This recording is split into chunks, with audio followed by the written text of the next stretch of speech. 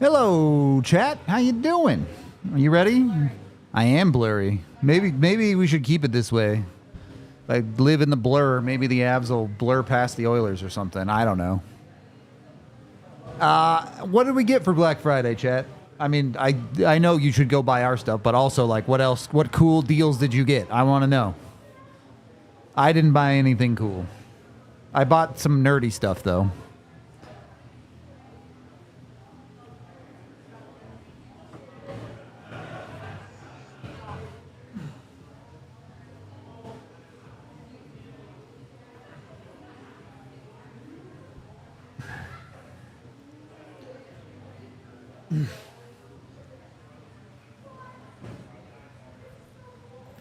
Yeah, I mean, who knows with the Avs, right? When they're still evaluating, it could mean literally anything.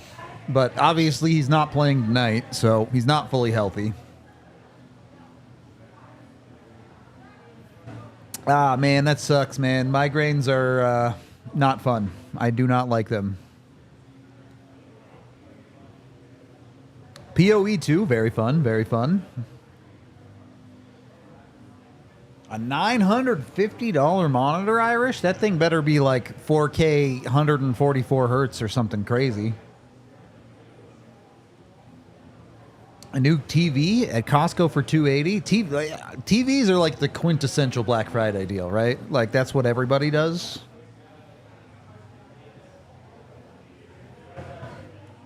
Yeah, 8-year-old Roku will, when tech gets old, weird stuff starts happening, so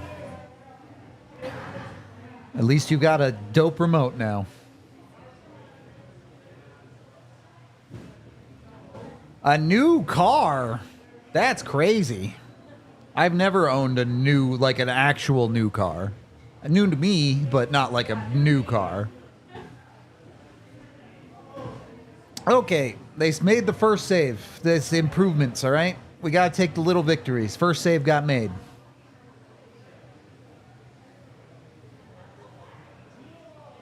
$240 Hz QOLED. Yeah, very nice. 32 inches also. Do you like a 32-inch monitor? Like I feel anything bigger than 27 almost feels like too big for me.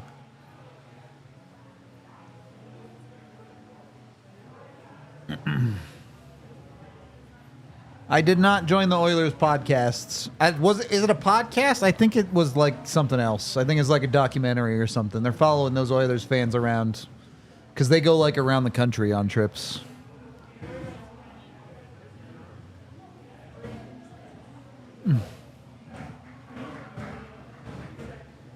Couple PS5 controllers. I'm more of an Xbox controller guy, but that's okay. Yeah, I mean, I have 4 monitors. Don't get me wrong. I have a lot of monitors. I just, like, at 32, I feel like I can't see the whole screen. I have to move my whole ass head to... Because I sit pretty close to my monitors because I'm a nerd, I guess.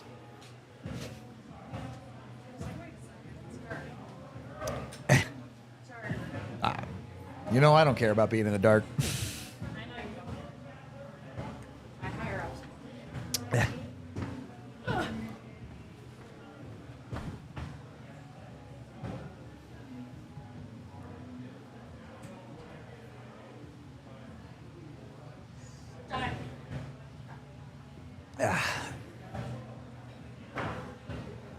All right.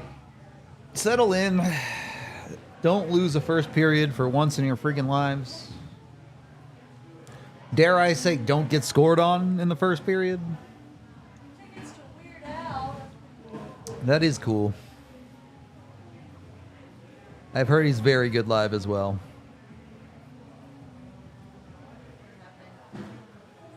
Your TV is, or our camera is having an adventure. Blinking in and out of existence.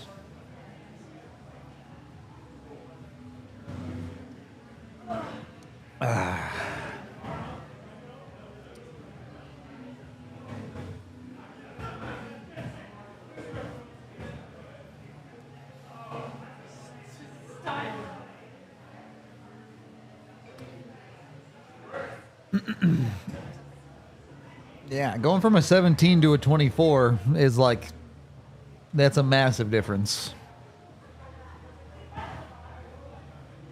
I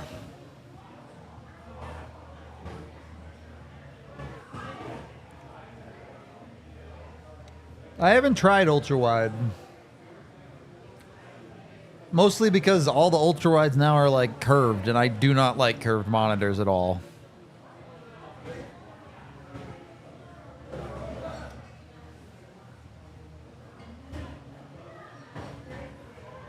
More desk space for activities is good.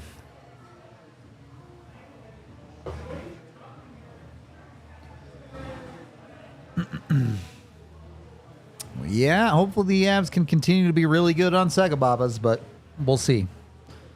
We talked about Wedgwood in the pregame. The real answer is I don't think he moves the needle. It's a move to encourage the Avs mentally that, one, they're willing to make changes, and two, they know that goaltending's a problem. I don't think it actually does a whole lot for them on the ice.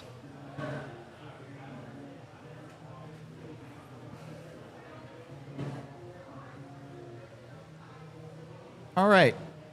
You haven't given up much, but it's time to get a shot on goal of your own.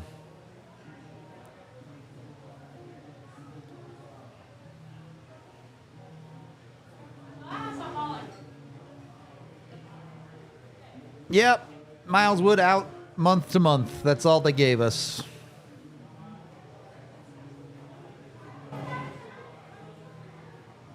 Oof, that was almost cute.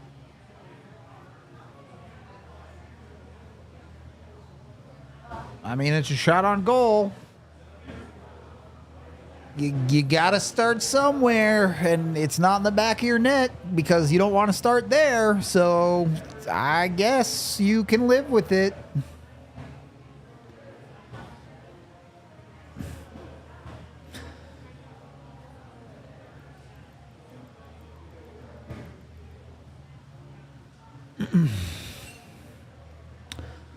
I mean, even if Eustace asks for a trade, the Avs don't have to honor it. It's not... Eustace's position has virtually no power. He's an RFA on a not league minimum, but very cheap deal with not even 40 NHL games. He just not... That's not how the league works.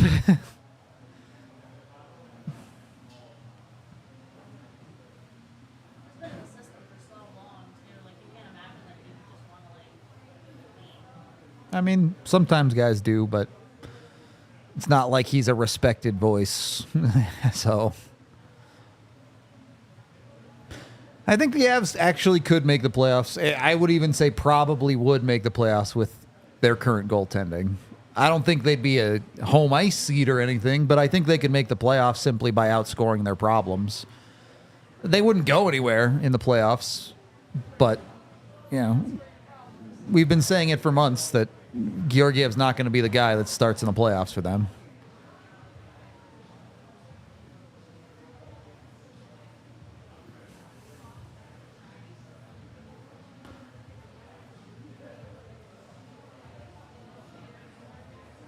I mean, I'm sure a cool, calm head could help Georgiev in theory, but I think we're just kind of too far down the... Well, that was goalie interference for sure. We're too far down the rabbit hole at this point. The only person that can keep Georgiev under control is Georgiev at this point.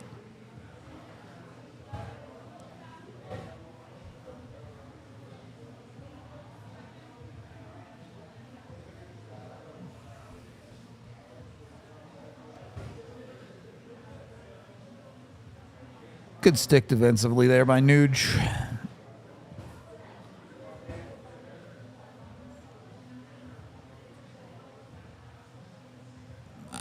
Nashville, the sixth is whatever. Like, Eustace just doesn't have a lot of value because he's been genuinely one of the worst three goalies in the NHL this year. So the Avs sent him a sixth to just have the trade go through. And for my money, I don't care about the sixth. The sixth is not a meaningful piece by any stretch of the imagination. I'm marginally more upset that you traded a young goaltender for a 32-year-old goaltender. I think Annunen potentially has a ceiling that's at least as high as Wedgwood, if not higher. With that being said, I also don't think Annunen is an NHL starter. So, again, this trade doesn't really move the needle for actual on-ice performance very much. For me, nice little play there from Mac. Didn't quite connect on the back door. His power play's already been better than most of the ones in last game, though. So you got that going for you. A shooting McKinnon is a good McKinnon.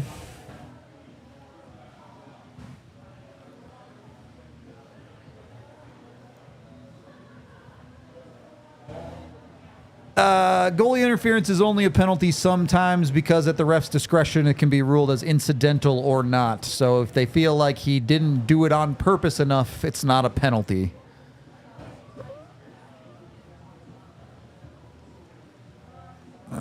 His power play has been really good at everything but hitting the net.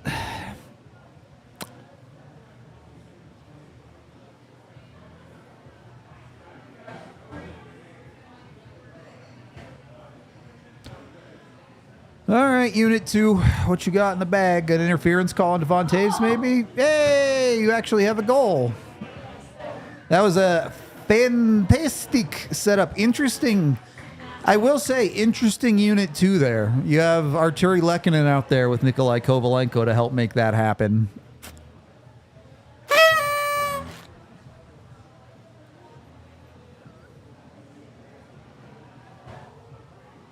It's actually two sneaky good pick plays there by the Avs. Gerard dumps this off. Nice pick to create space for Lehkonen. And then Ivan in the middle there just takes his man enough to keep that seam open for Lehkonen to put that puck through. Some quiet stuff that won't get rewarded. Ooh, Kovalenko almost shot that into the glove, but it went in.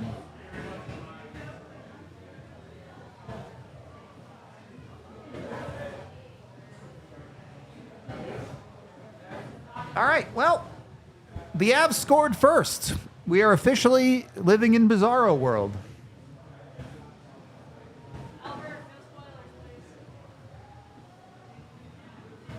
Yeah, if you're ahead, all good. Now that you know, just make sure you don't start popping off until you see at least me celebrating.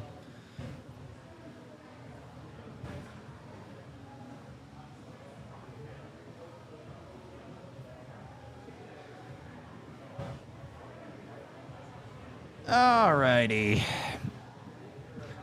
For a solo watch along, can I get an easy one since I'm by myself?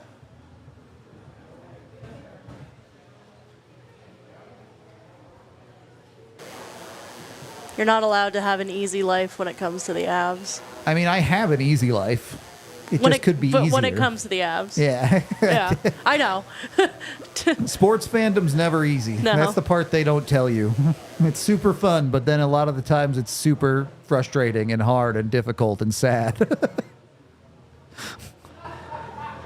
Do any teams regularly broadcast in 4K? I think some of the Canadian teams might, and the NFL does. Not always, but a decent amount the NFL does. As far as North America, or rather U.S. NHL teams, no. None of them broadcast in 4K.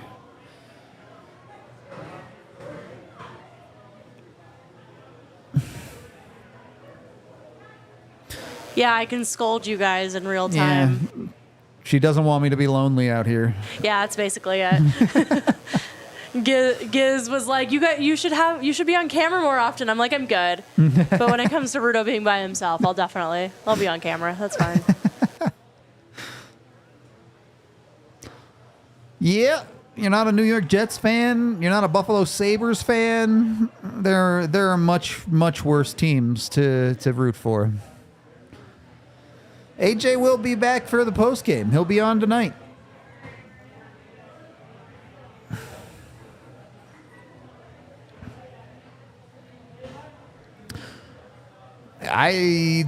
If you're on American cable, you're not watching 4K of this Avs game. Your TV might be 4K, but the broadcast isn't. Yeah, I think Janmark had a legitimate case there. They probably should have been a penalty on the Avs based on how they've called that for the past 2 seasons, but they didn't call it, so sucks to suck.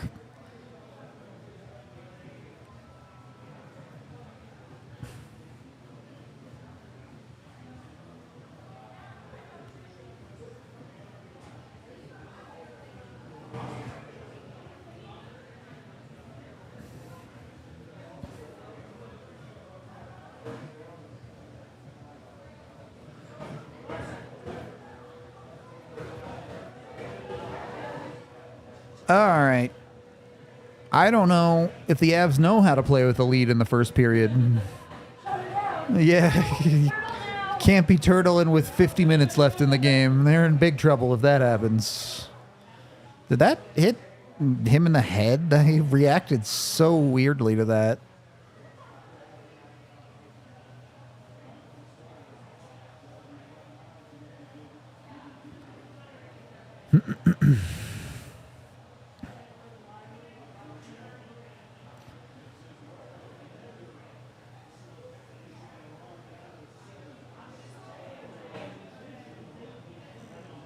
Yeah, altitude is 720p, which is a bit disappointing that they don't at least bump it up to 1080, but it is what it is. Okay.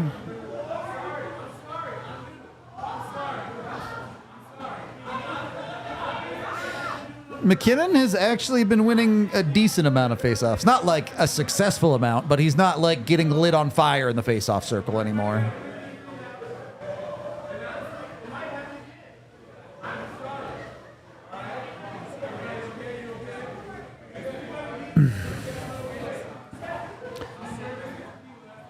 I mean, so far, so good defensively for the Avs. They really are not giving Edmonton anything.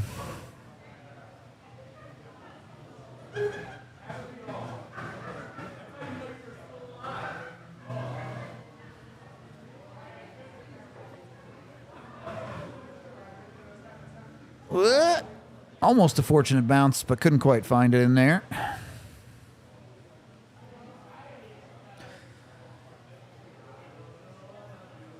Up and out. Clean exits. It's been pretty good by the Avs, clean exit-wise. They're not giving the puck away too much, getting out of their own zone. That's very, very good.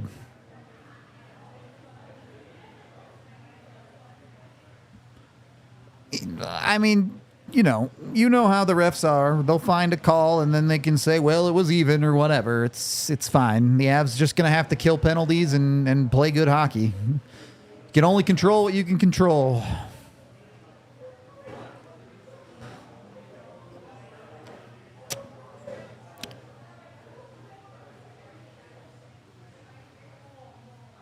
Cute little beach ball pass to himself there.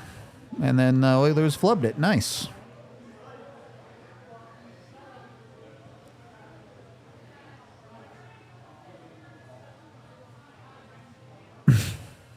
Yeah. Thing is, with NHL 25, once you get tired of it, you can just turn the injury slider down. Unfortunately, you can't do that in real life. No, the Oilers have never been particularly quality defensively or in goal. They have survived on titanically good offense.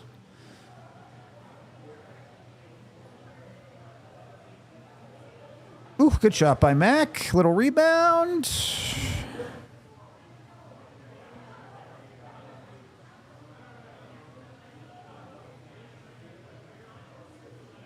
McKinnon has been pretty healthy for most of his career as well.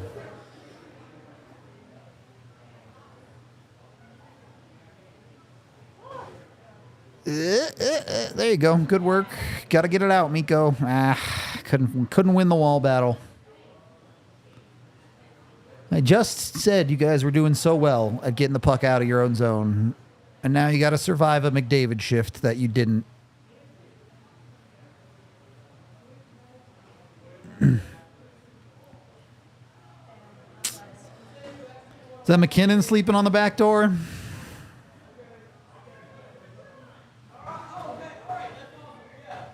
They did not say what Manson had. They said they're still evaluating.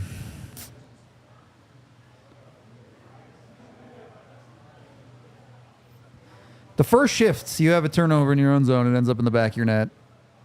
Yeah, what is Nathan McKinnon doing? Makar is even pointing like, bro, go cover your dude. That's brutal defense from Nathan.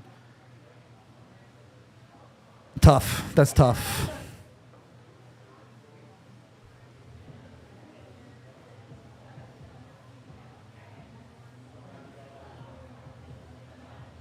Better push. Georgiev maybe gets there, but you can't put that on him.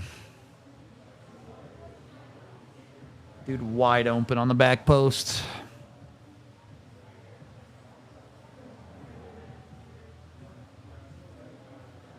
Oh, the Avs couldn't win a first period if the other team didn't show up, man. Hey, you got your bet though. I did get both teams to score in the first. It's true. Smart money pays off.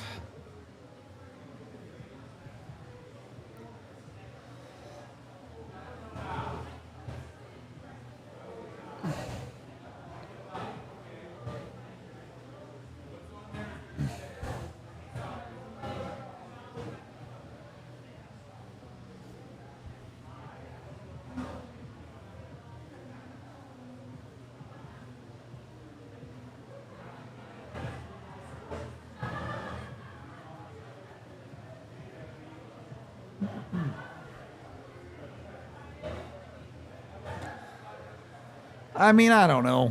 Like, he's still a top 3 producer in the NHL. It's not like he isn't producing for you, and he far out produces his poor defensive play. But yeah, in the moment, that was brutal. What up, Micah? He lives far away now.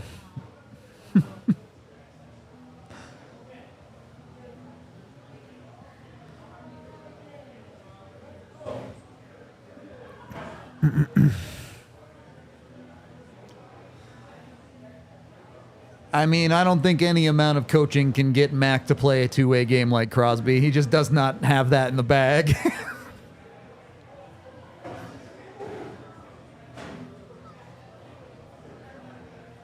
Anybody that was gonna get Matt to play like Crosby.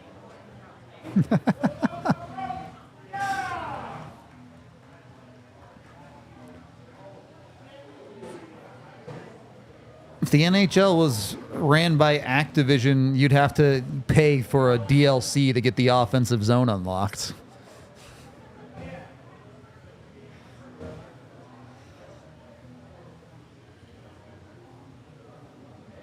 Good pass from Mac there. Oh, Kale, little snake bit right now. He can't find the back of the net these last few games on some high quality opportunities. He's shooting a lot though. I do like that. The McKinnon and Kale shoot the puck combo, it turns out the Avs are a lot better when they do that.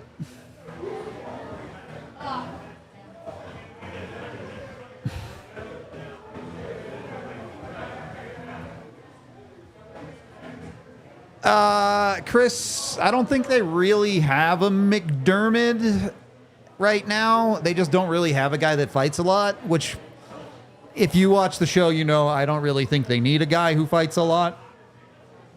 I just think it's part of the game that is phasing out. It's not like they don't have guys that can fight if they absolutely have to.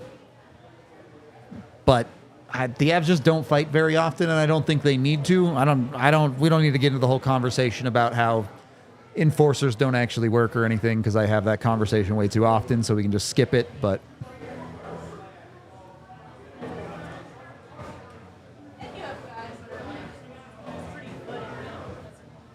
I mean, you have one less now that Manson's out of the lineup, but yeah. Yeah, I mean, he's physical, but he's also kind of small.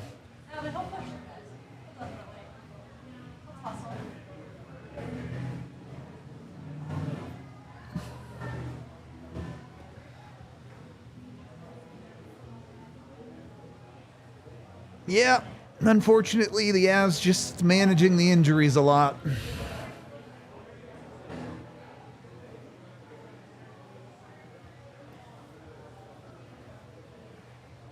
I don't know. I don't think you want to fight Marchment. That dude's scrappy. He'll beat you up.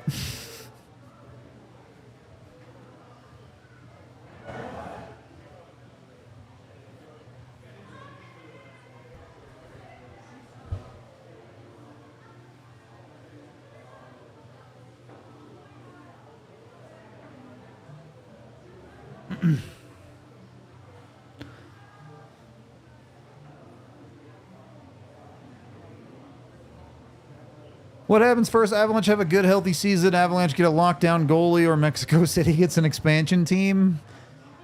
I mean, the goalie one, just because that one seems to be the most random. Any goalie can show up and have one good season. The Avs can't seem to stay healthy no matter what they do. And then, yeah, Mexico City's not getting a team. When was the last time the Avs were truly healthy? Not even the Cup.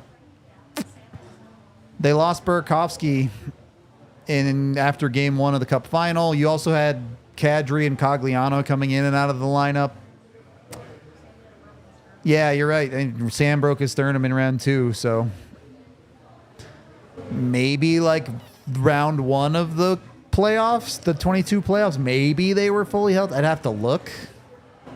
And even then, like, they would have only be like game 1 because Darcy took a stick to the eye, right? So, like, realistically, they haven't been fully true lineup healthy for 3 years.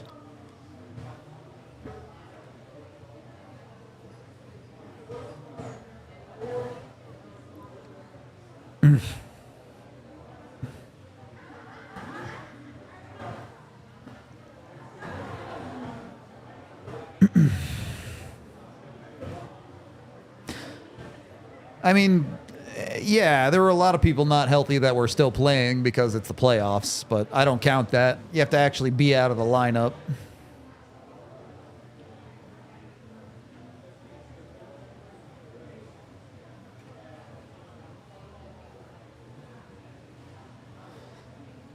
This period has gone very quickly, though.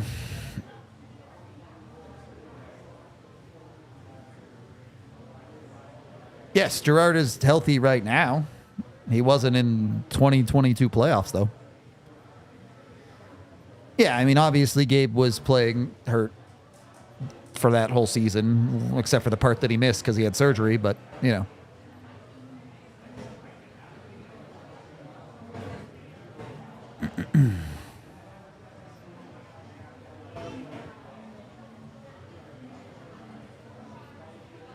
That was a little sketchy.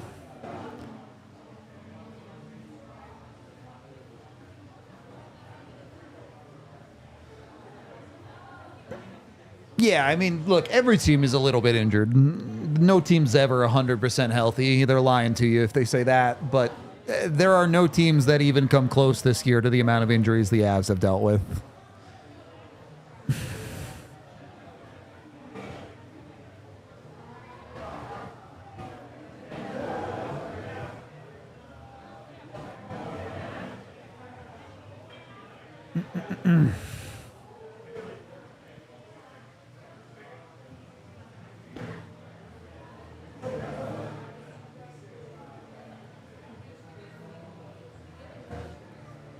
Yeah, the 01 Cup was without Forsberg in the lineup.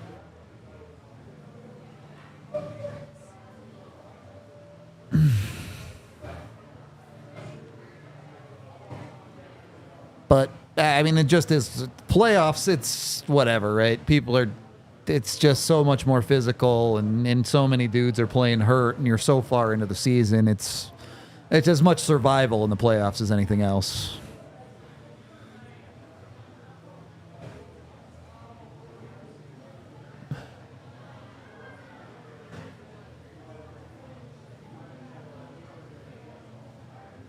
Can anyone do the cool whistle? I don't know how to do it, like where you do your fingers in your mouth. I can't do it. I can whistle normally, but I don't know how to do the like loud finger whistle.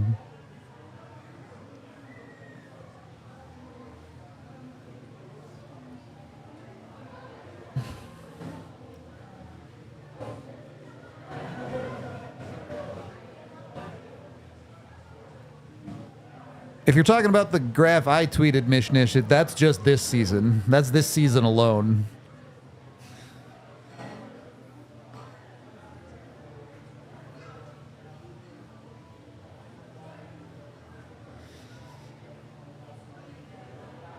All right. Who scores next for the Avs? Their stars or their depth? That is the question.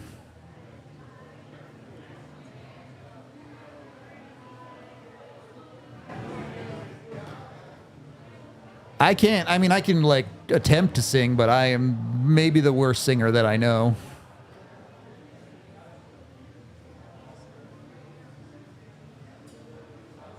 Yes, Ryan. I'm not a doctor, so I can't tell you the exact details, but the altitude definitely does play some level effect with injury proneness and recovery times.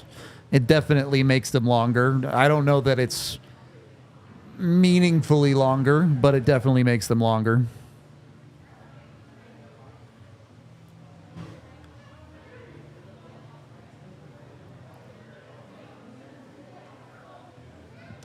We're on the depth train, I guess.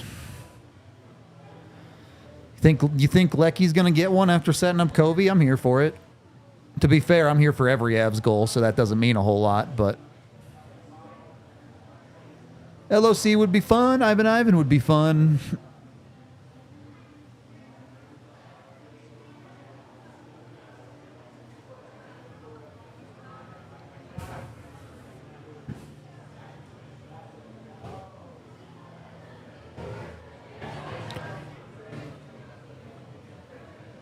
Yeah, I mean, the Annunen situation is what it is.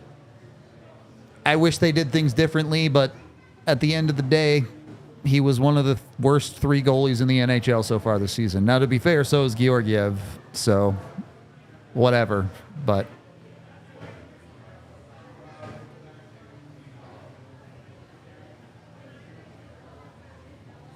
yeah, no, this first period has been quite good from the Avs. They've definitely been the better team, but it's a first period, so they're not allowed to win it.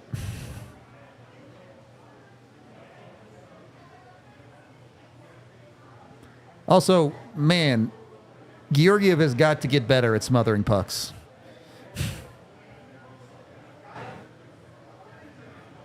Yeah, Tiff brought up the graph tweet where the Avs are literally like twice as injured as everyone else and still pretty good.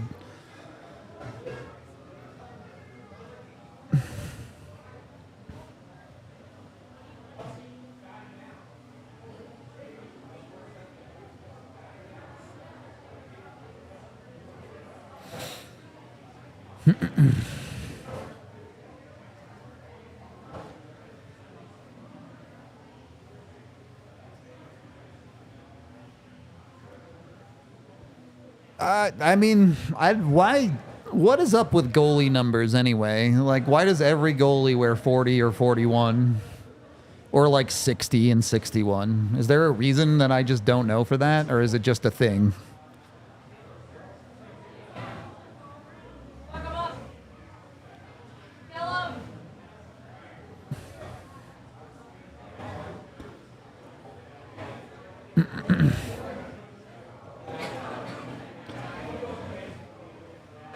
Yeah, go to the box, Corey Perry, you bum. Fucking asshole. All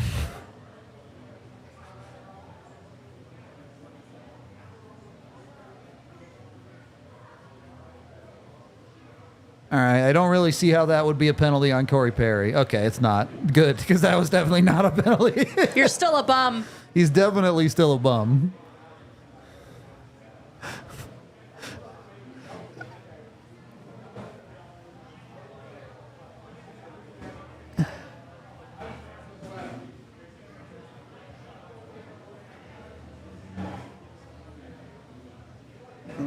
Skate fast, Casey. Good little forecheck there.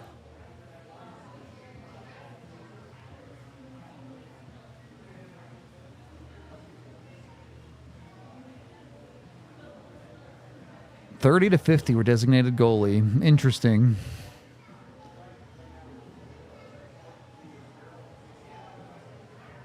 To be fair, I don't know why any number is designated in any sport. You should just be able to wear whatever for any position.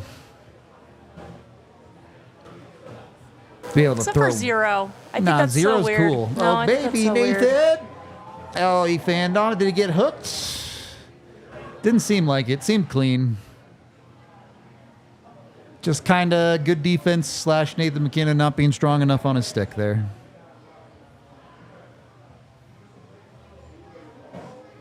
Why would you pass it out of the slot, Lecky? Why would you do that? You could shoot it and then like into his pad if you want to make a pass.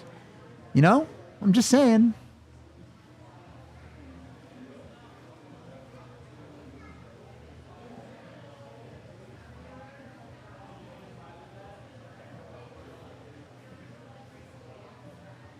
He doesn't look mad at the refs. Now he's saying it hit his elbow. Let's see. I mean, you can't see from that angle. There you go.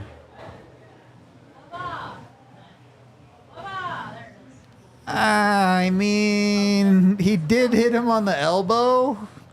He did hit him on the elbow. It's kind of soft, but I get why you would want to call.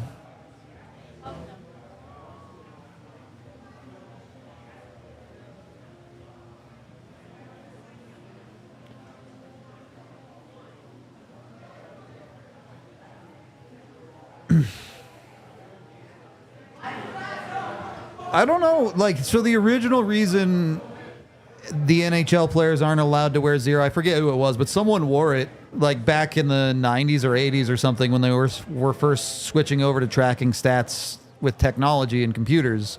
And the guy's number being 0, like, broke the whole system because it didn't know how to process that number and, like, made all of their statistics break. Computers are dumb. So they said no one could wear 0 anymore.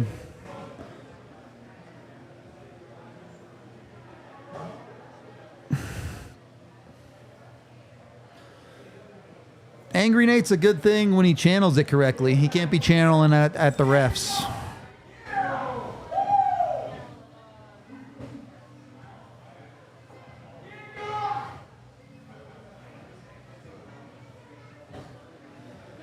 Damn, true. When's that YouTube guide coming out? I need that one.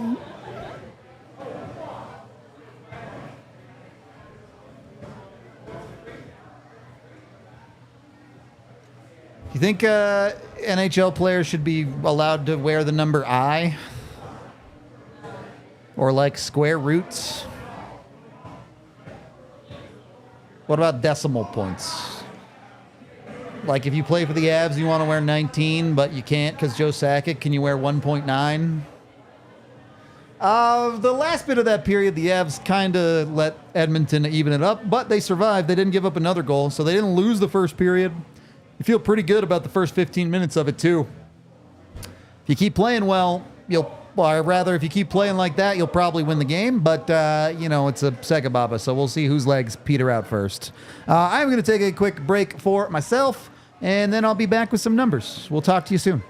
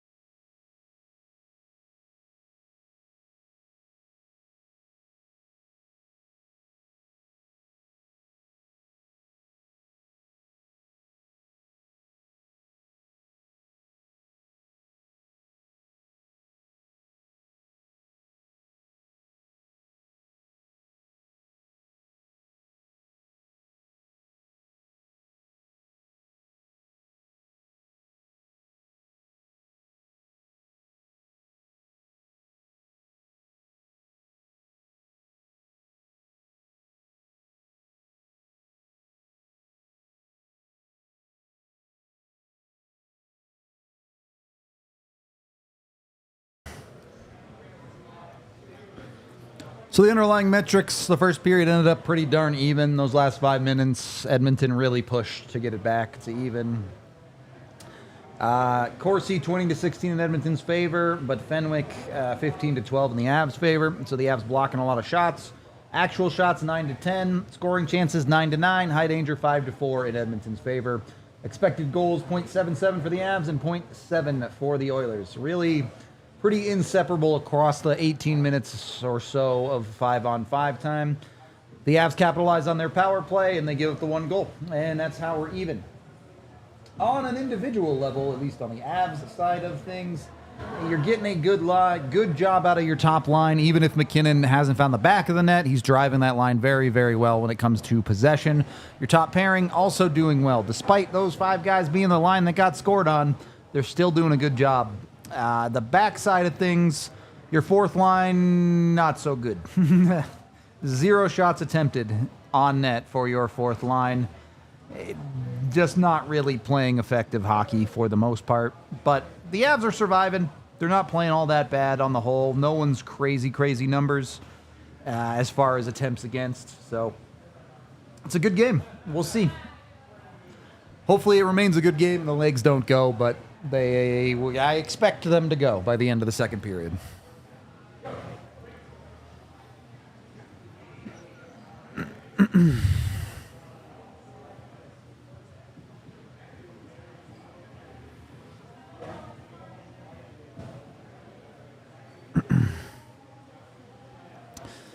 We'll see. I mean, next goal is a big one. I know that's not a particularly intelligent statement or anything, but it's from Edmonton's side. If they get scored on, it's really hard to come back multiple times in games. It's just a very difficult thing to do. If the Avs get scored on, you feel like they've kind of blown this one. I know 1-goal leads aren't a big lead or anything, but to go from ahead to behind is never a good feeling either.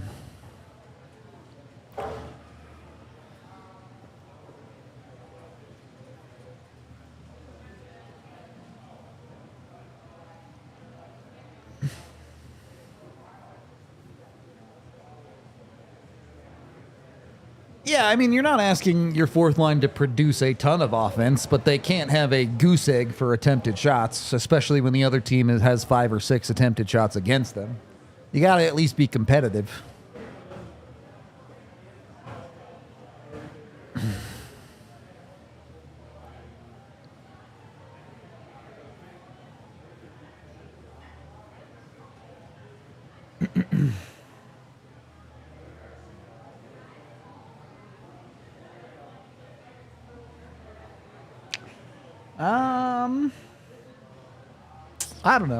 I don't know. Last game, their second period was kind of bad, so hopefully they get back to their good second periods in this one.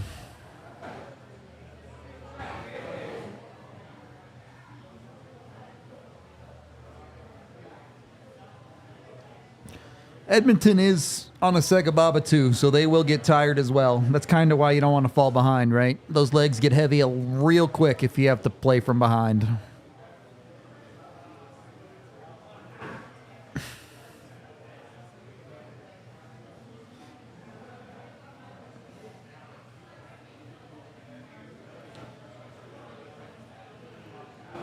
Ugh.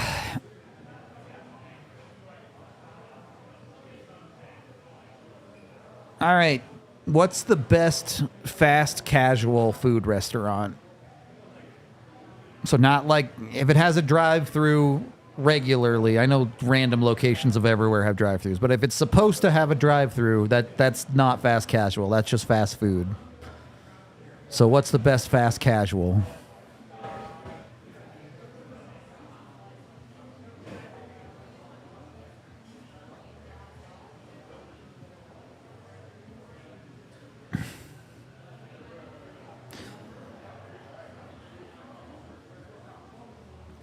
Personally, I don't know that it's the best, but my wife and I do get Chipotle all the time. Also really like Panda Express, but they might be more like fast food than fast casual, really.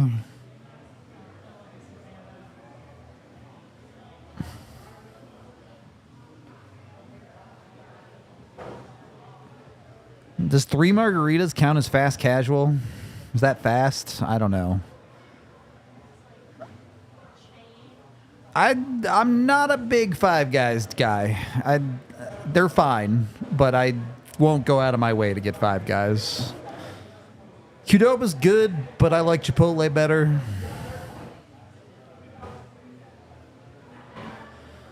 I'm just not a big subs guy in general. I don't really go to any sub restaurants.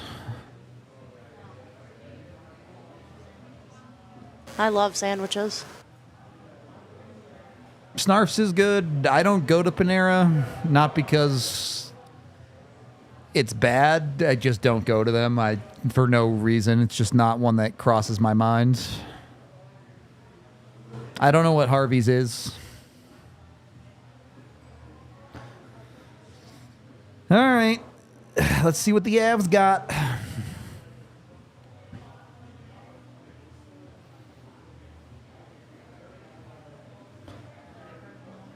Yeah, I've heard of Nando's.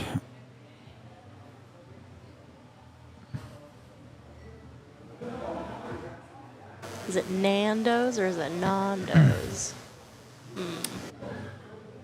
Okay, just fall over and give us the puck. If you do that for the rest of the game, the Avs will definitely win.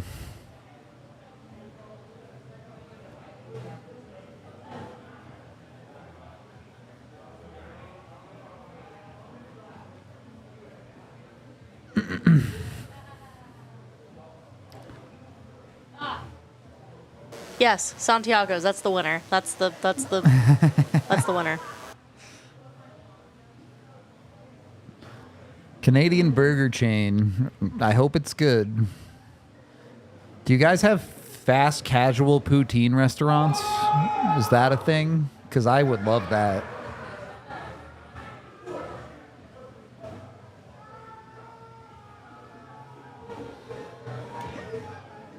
That was a mess.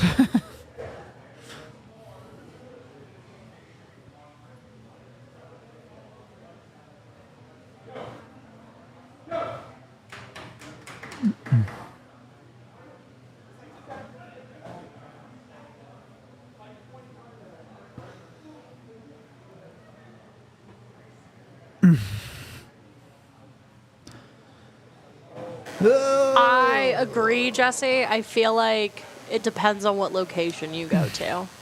Like, the more run down the location looks, the more it tastes like real Santiago's. Swiss Chalet is like fast food, though, isn't it?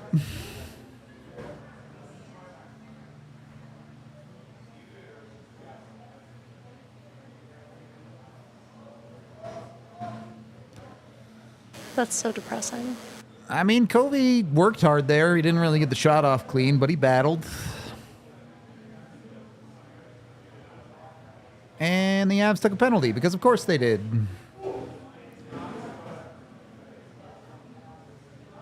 Okay, big kill here, big kill here.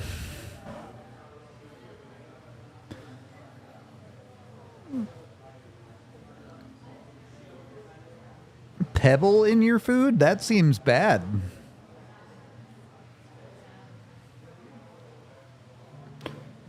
High stick call. I didn't see it live, so let's see. Yep, that'll do it.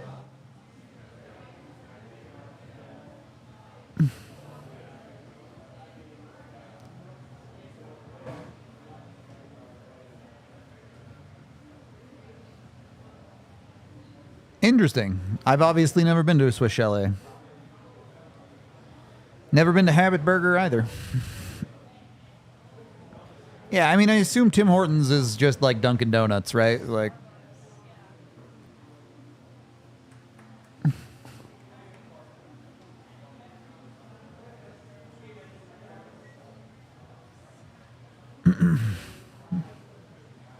that is not a good penalty, no.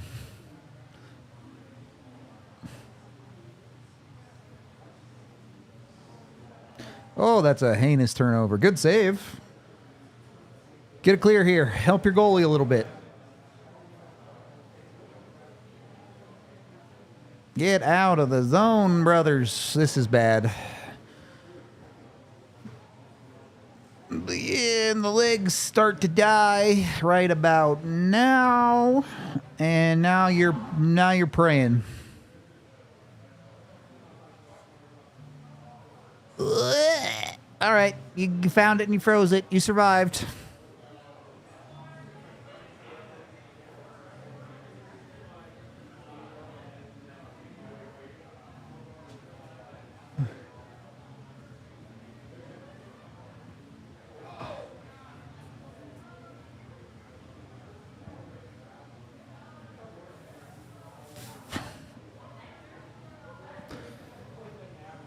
I have to be in the right mood for KFC. And KFC is definitely just like fast food. It's not fast casual.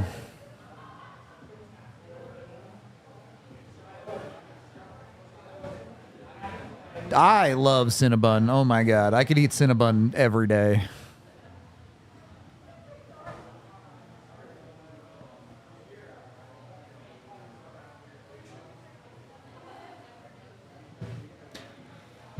I tell you, McDavid is fun to watch skate.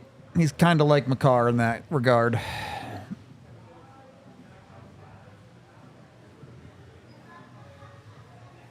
One more big stop here, and you probably get out of here. Good stick. Couldn't find the bouncing puck, though. Now you got to make another stop. Oh, that's a good stick from Kibby. That right there is why Kiviranta in an NHL lineup. I know a lot of people have a problem with his offensive production, myself included, but he's consistently one of your better defensive forwards. It's a reason he keeps finding jobs. Oh my, the Avs have to stop doing that. That's twice on this penalty kill that they've just pushed a puck into their own high slot. You're gonna get burned if you do that. Probably a single more time.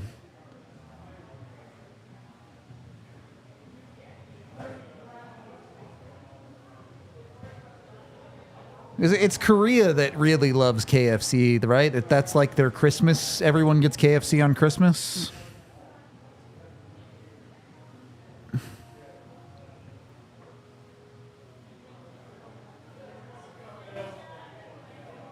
But I agree. KFC isn't even the best fast food chicken.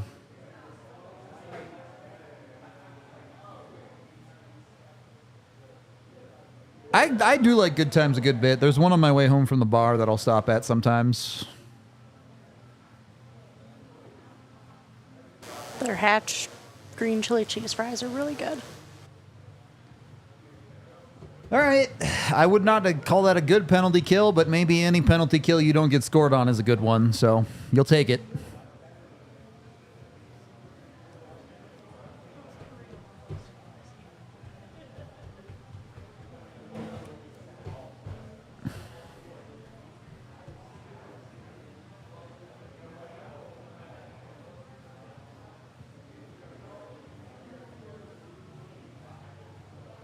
Ooh, that was a cute little neutral zone play there. And then Nathan McKinnon got a little too cute in the offensive zone.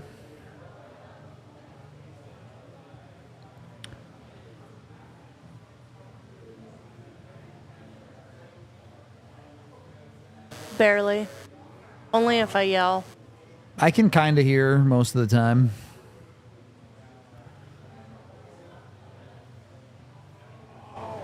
I'm Is like it Japan that a does world the away. KFC thing? All right, fair enough.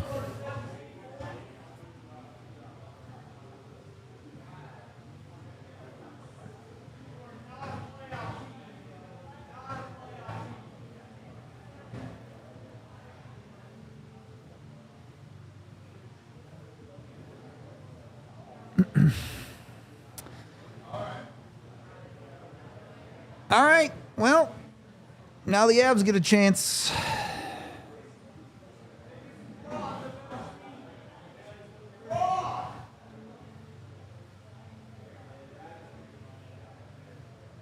We have a couple cup bops, and they're so good. Yeah, I mean, it's kind of is a trip.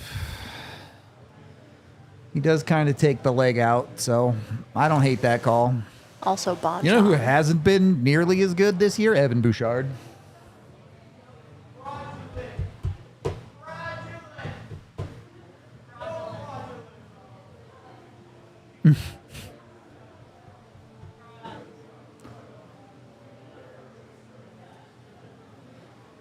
Not a good start, but typical Avs power play start. Yeah, I think it was 10-5 Avs in shots at one point, but then the last 5 minutes of the first, the Oilers put 4 or 5 shots on net. And then, yeah, the Avs have not shot the puck at all in this period, at least on net. But they can score right here, and then that doesn't matter because you got to score, not shoot. I mean, you got to shoot to score, but I don't care if you get shots on net. I only care if you score.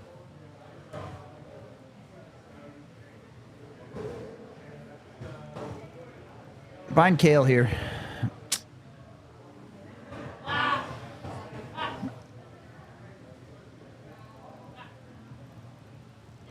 All right, this power play is falling apart at an alarming rate, so the Avs are probably about to score, because that's just how this power play works. Or Nathan misses the net entirely by 18 feet. Nathan has actually been terrible. Since he yelled at that ref, nothing has gone his way. He's not done anything right.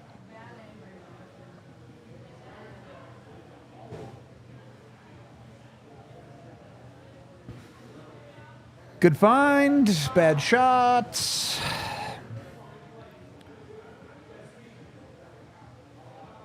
They left out Unit 1 this time, even though Unit 2 literally scored, which is a choice.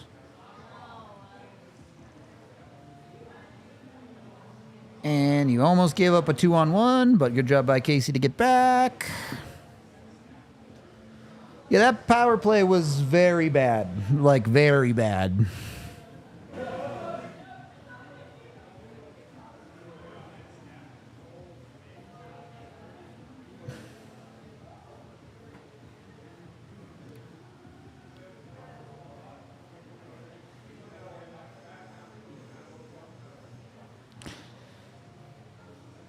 Puck decisions feel a little slow from the Avs right now.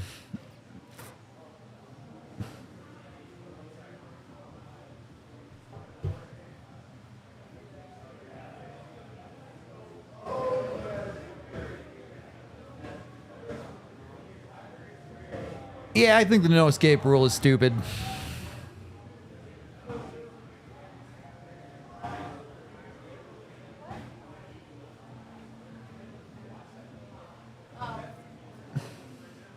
I mean, I guess stupid is a little bit harsh. I don't think it really is meaningful.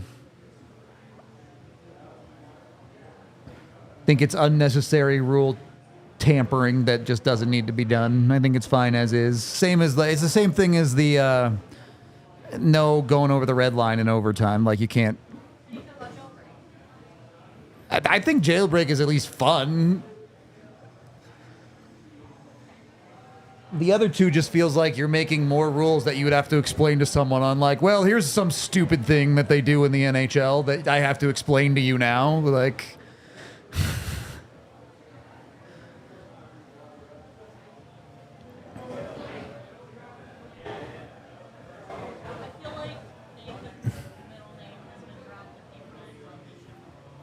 yeah. I think McGahey, or maybe it was Moj on the radio, used to say Nathan Raymond McKinnon when he scored. Oh, really? Yeah.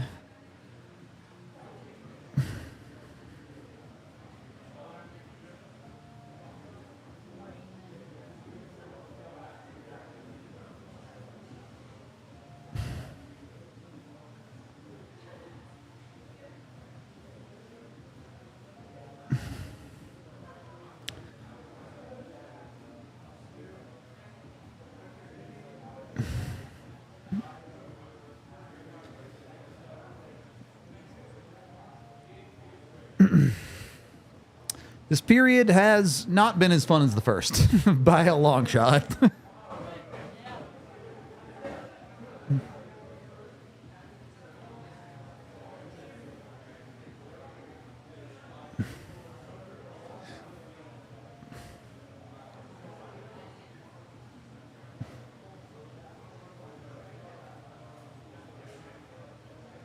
Yeah, look.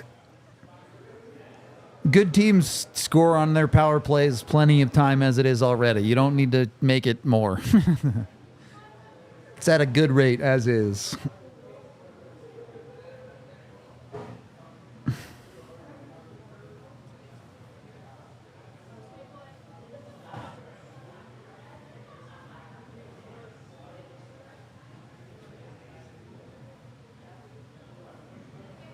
That came out. Well, it's out now. Yeah, I don't know. This one might take a greasy one. Both these teams' legs are going to go, and things are going to start breaking down even more.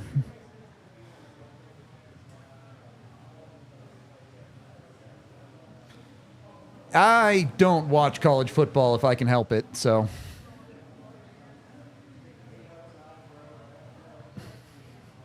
Nice pass. That's a great save. That was a great glove save.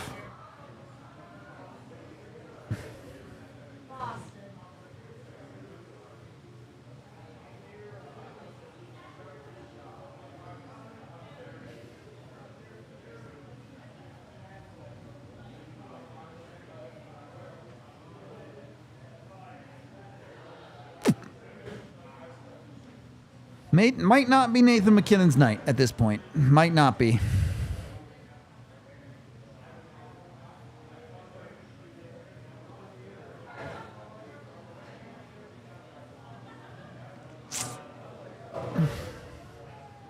There you go. Covey's been quietly very good tonight, I think.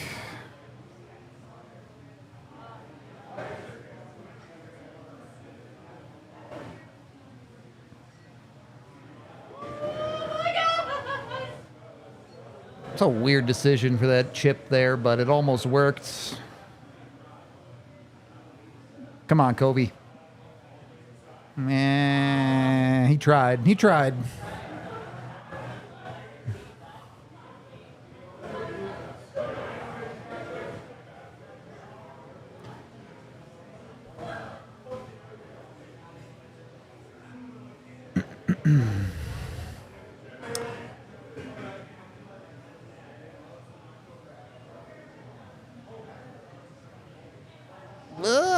Okay, you're good. You're good.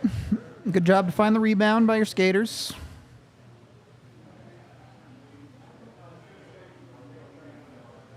I mean, let's be real. That's a nice goal from Covey, but that's a nice goal because the setup was great, not because Covey had an awesome finish.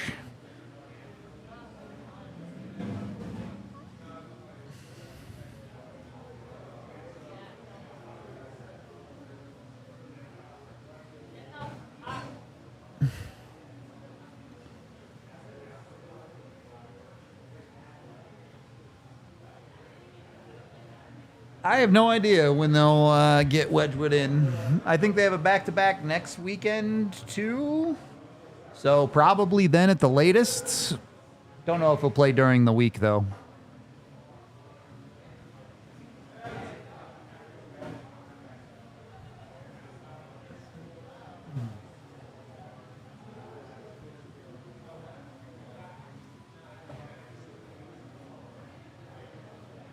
I don't know why Makar hasn't taken any shifts. Is he hurt? Is he fine? Is it an equipment issue? Is it just a normal rotation? I don't know. I'll let you know if I find out, but...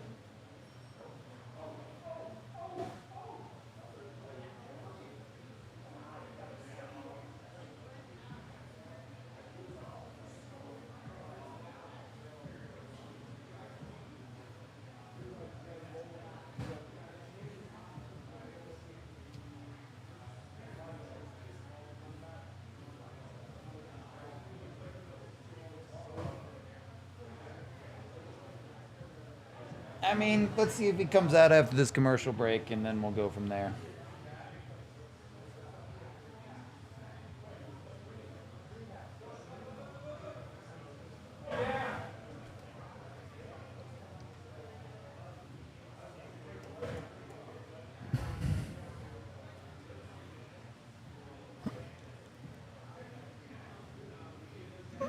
That's nice. I appreciate that Sportsnet shows you interesting things.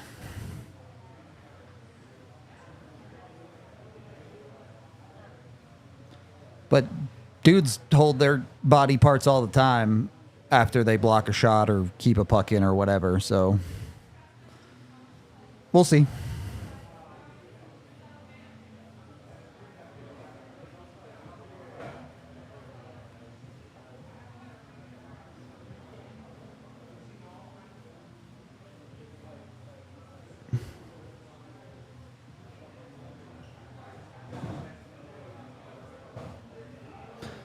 All right, well, this is the third pairing.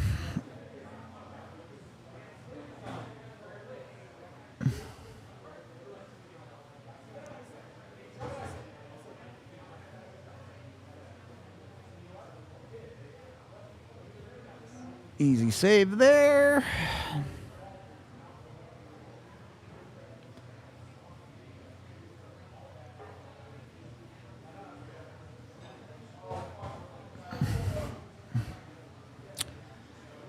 I mean, any broken bone, it depends on how badly it's broken, right? Like, it could be 2 weeks, it could be 12 weeks, it could be anywhere in between, depending on the type of fracture and how big it is.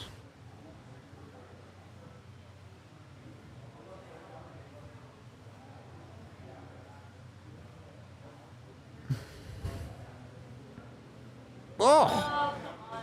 Little too cute. I just step into that one, Kibby. You're not a good enough shooter to do that little flippy shit.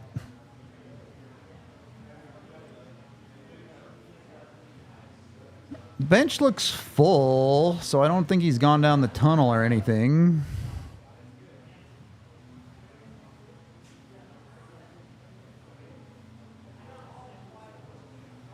Christmas tree things. What does that even mean? That's better save than I thought. I didn't think I thought Kibby got less of that. It's a nice save.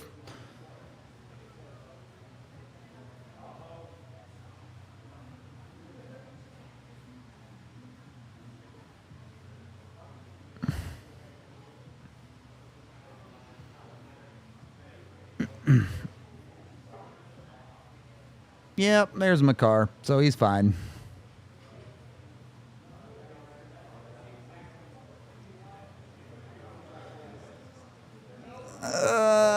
Now the Evs need to still score a goal, though. They do kind of need to do that to win the game. That would be cool if they did that.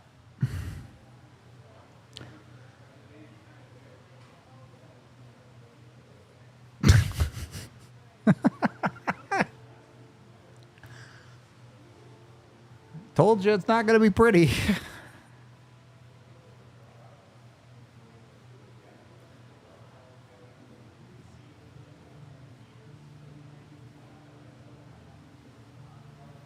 Sneaky good little adjustment by Taves there to be in the passing lane to the backside. It's good D.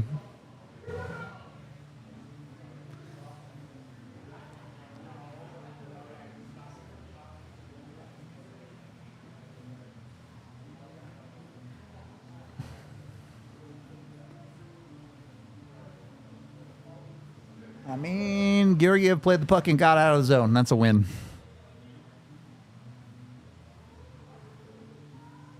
Nice takeaway, but not strong enough on the puck.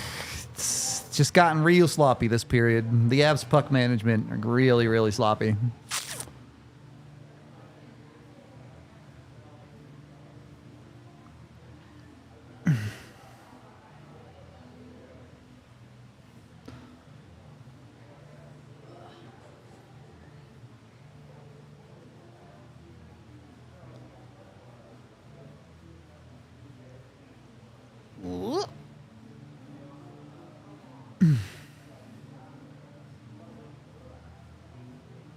Almost put that back into Georgiev. That'd have been funny.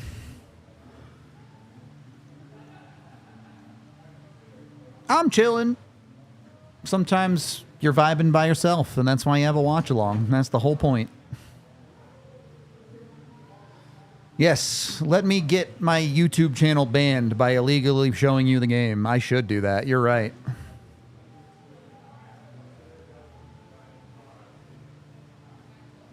And there it is. There's the bounce that goes the other way. Good tip, I assume. I hope it's a good tip. Otherwise, it's a really soft goal.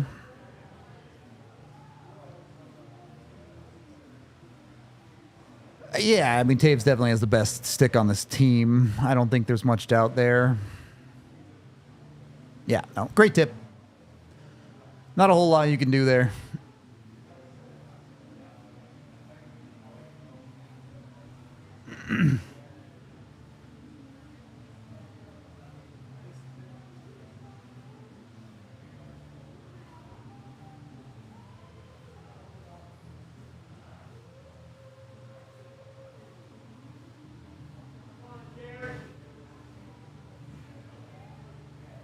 Well, that's not good. It's going to be tough from here. Avs can absolutely do it. It's just one goal. Just takes one play. But boy, does this team love making its life hard.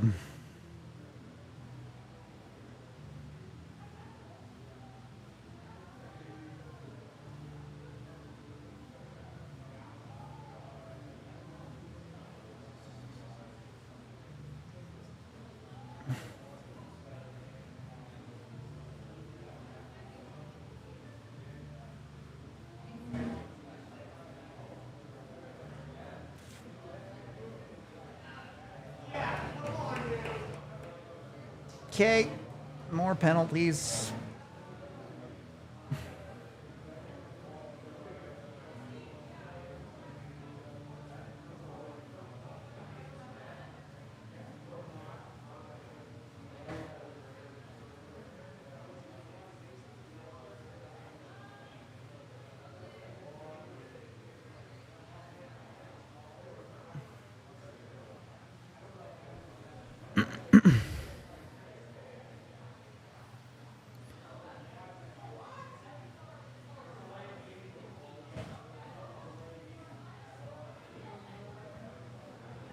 I mean, I don't think they're toast. Like, even after tonight, they're going to be right within shouting distance of a playoff spot, and you have the majority and then some of the season left to go. But if they keep getting injured at the rate they're injured, then yeah, it's just not their year at that point.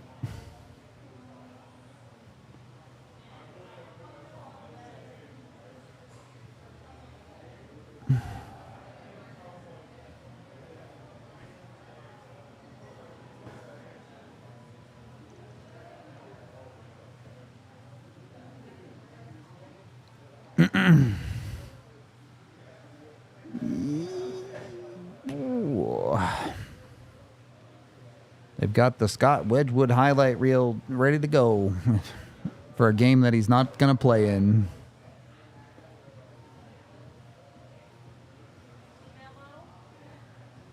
I don't know. You tell me.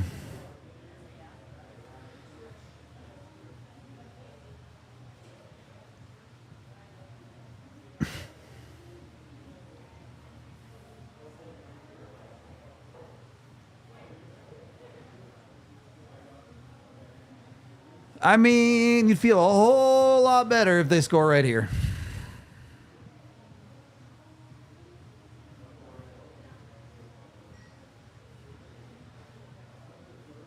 They won a face-off and got an initial setup, so that's better.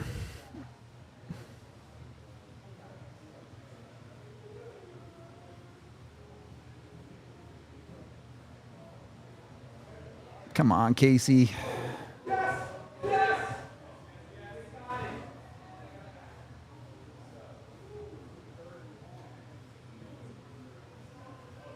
You need better from Casey there. The Avs lose that puck because he just doesn't make a play with it. Gets eaten up.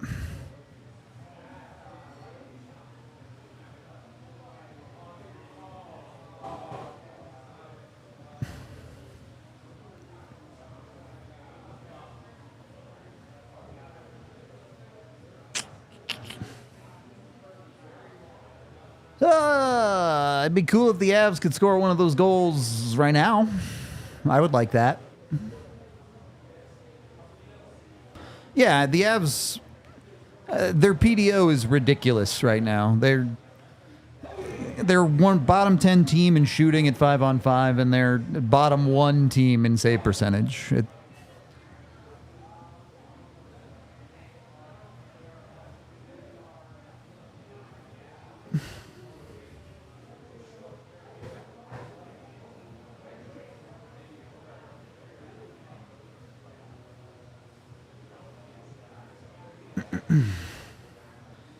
Edmonton really trying to prevent the low to high stuff from Colorado. You need their forwards to be more aggressive and go into the net. They feel comfortable giving up the middle because the Avs aren't attacking it.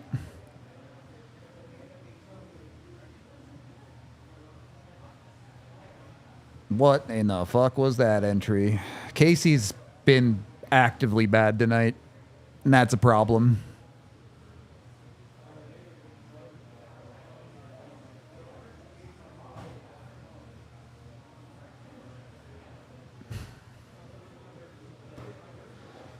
All right, so another lifeless power play. The Avs' legs seem like they're disappearing. Not good, Bob. Not good.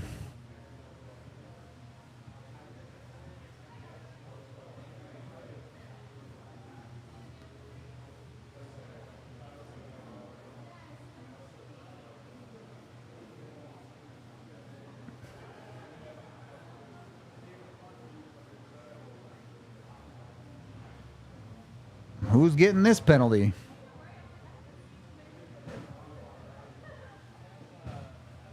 Kovalenko? Looks like.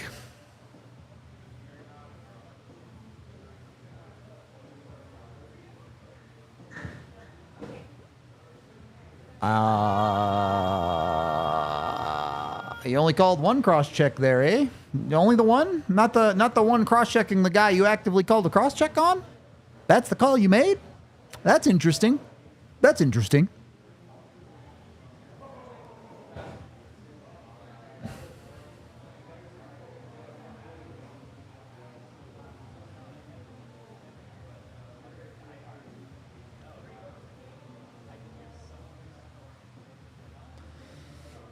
Okay, well, now you gotta kill this.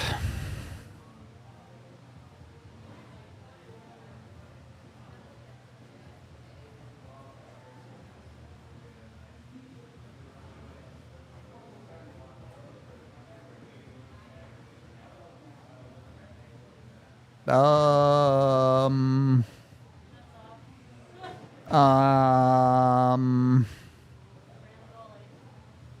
What? I only saw it out of the corner of my eye. How did that result come about?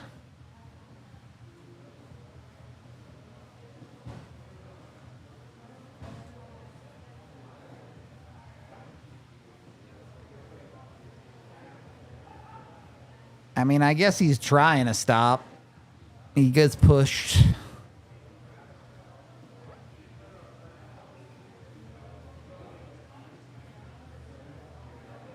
Never. The refs will never be held accountable. Ever.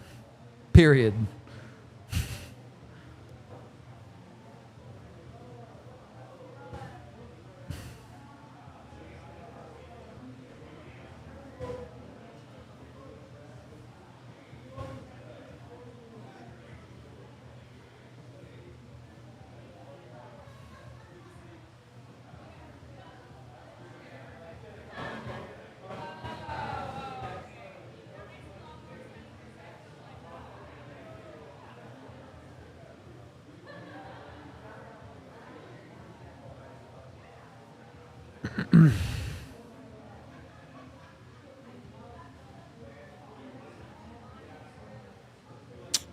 All right.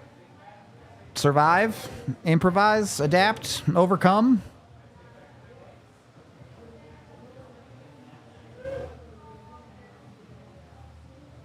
Another good stick from Taves there.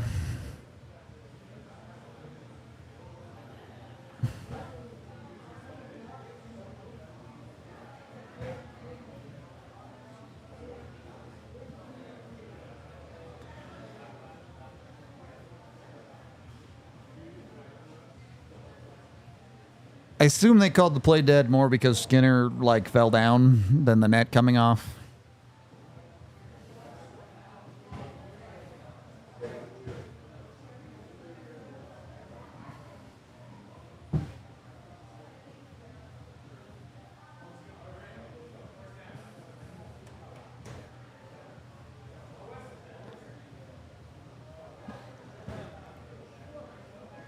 Can Parker Kelly win a faceoff? No.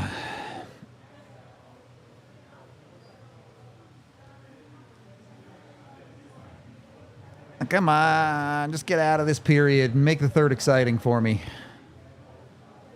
I don't think that was much of a penalty either. The refs are putting on a show for us, I guess.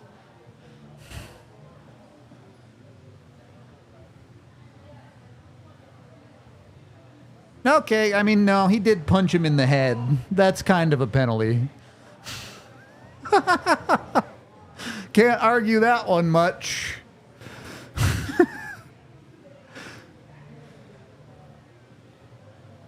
Yes, I know the Oilers had possession, but you blow the whistle if you believe a player is injured now, unless you would like us to go back to players bleeding out of the head on the ice while the play is going on.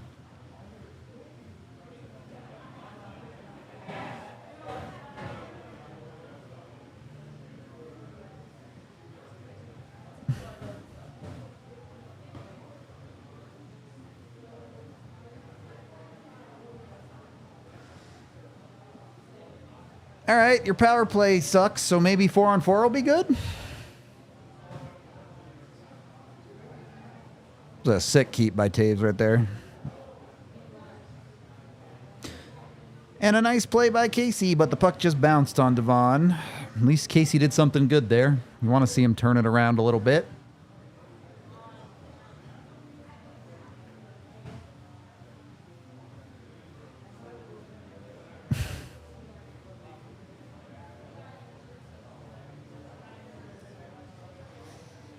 And then Casey's just not a zone entry guy. He's just, he doesn't do that well enough.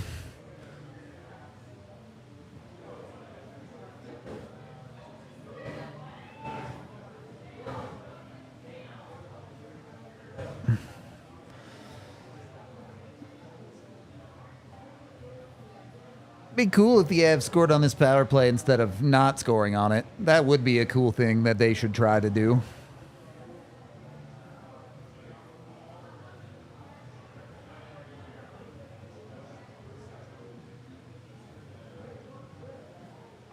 Kale with the little fake drop. Do it all himself like a crazy person.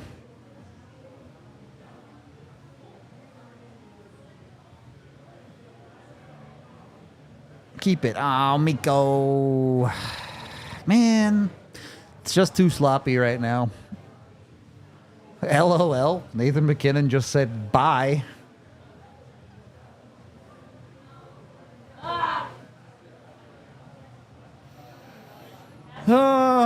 Don't do this. Thank you.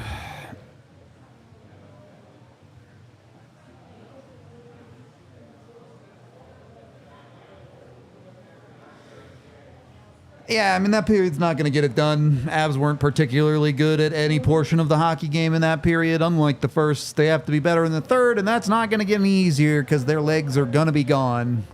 Hopefully Edmonton's are gone too. Edmonton got a good little bounce redirect play. The Avs probably are going to need something similar in the third. We'll be back in a bit to talk more about it.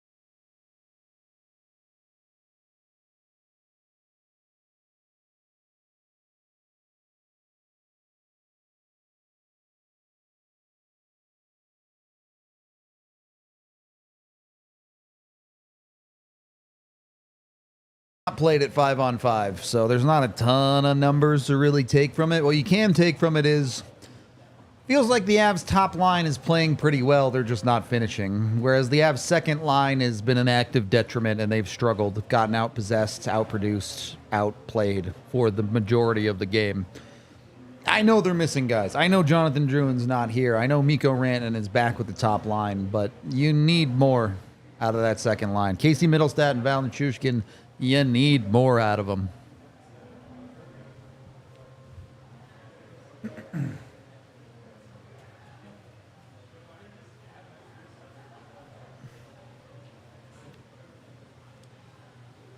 The rest of the lineup is fine, I guess. Your top pairing continues to be a positive possession for you. You're getting by with your other lines and pairings for the most part. Malinsky has kind of struggled tonight, but you expect that for a guy getting put up in the lineup, probably a little bit above his head.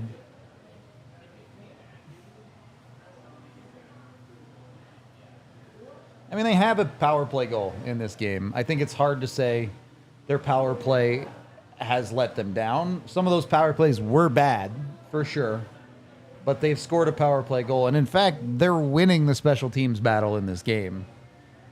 They're getting outplayed at 5-on-5, or at least in that period, they got outplayed at 5-on-5, and that's why they're down a goal. And I get it sucks they didn't capitalize on their power plays. Definitely a valid point. If they lose this game, you'll look back and wish they would have capitalized, but you also need to capitalize at 5-on-5. I'll put it to you that way.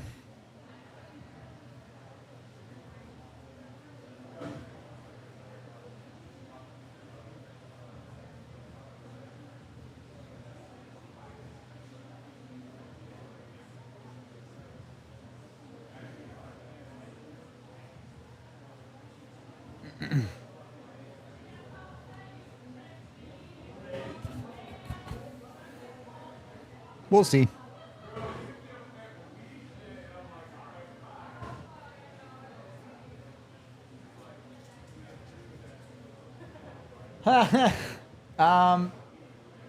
Sometimes the Avs do have a very high percentage of shots that miss the net this year, though. They miss the net a lot.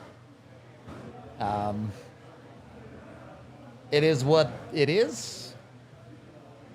That stat isn't necessarily very meaningful because missing the net, if you're missing the net a lot, it also means you're shooting the puck a lot, and the Avs do shoot, not just shoot a lot, but tend to get more shots on goal than most teams. So it's a little of A, a little of B. They probably do need to be a bit better about hitting the net with their shots, but you don't want that to come at the cost of their volume shooting.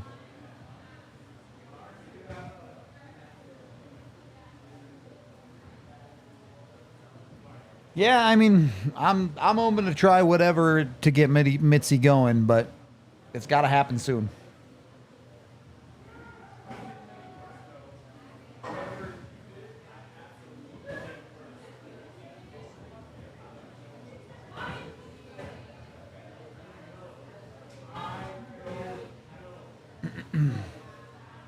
Vegas is getting owned, so that's fun.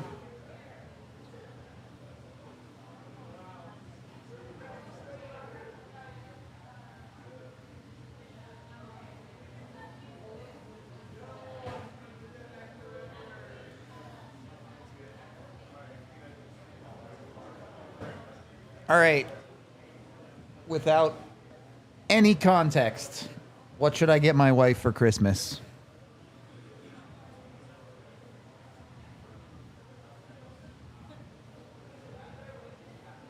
Massage gun. How much does a massage gun cost? I have no idea. You didn't put a price tag on it.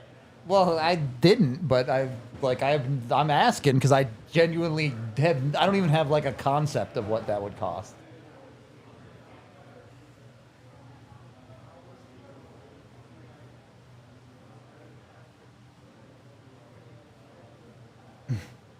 Now Tiff is looking up massage guns. About $100. That's not that crazy.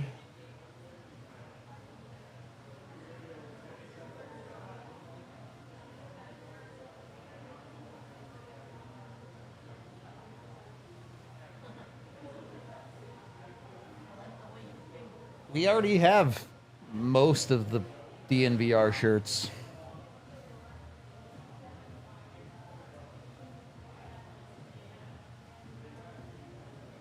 As you can see, I'm wearing one.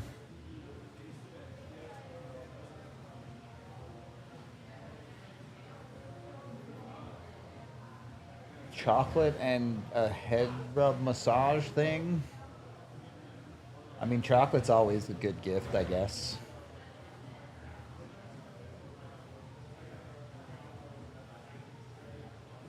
Nope, no context. You guys just have to say stuff. Okay, I definitely can't afford diamonds. I gave her one of those, and that was enough. And I could only afford that one because it was in the family.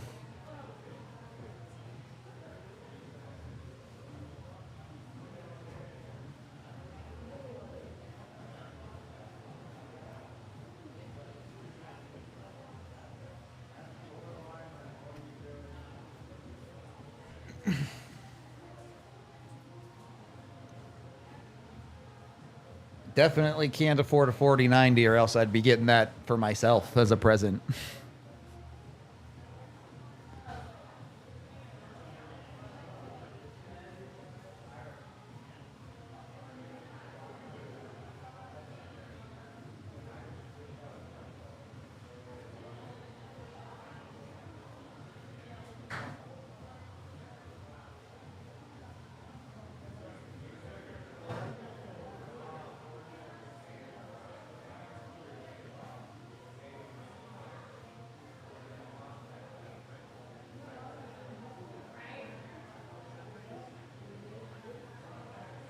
I don't like stepping on Legos, but playing with Legos is fun. Kid, is that a thing? A heated hoodie? Feel like that would be too hot. Like a normal hoodie warms you up enough most of the time. I won't go slippers. We're good.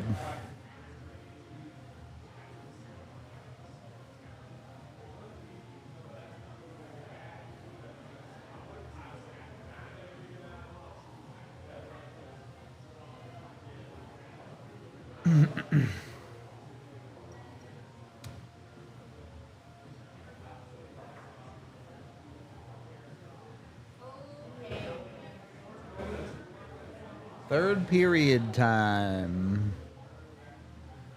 Hopefully the Avs score at least one goal. That would be a good thing to do.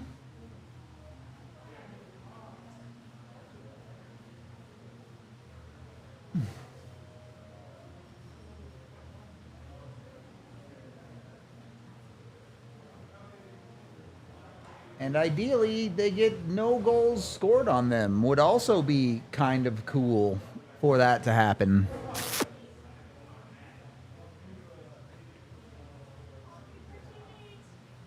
Yeah, we might buy some computer upgrades on Cyber Monday, but that's not really a Christmas present.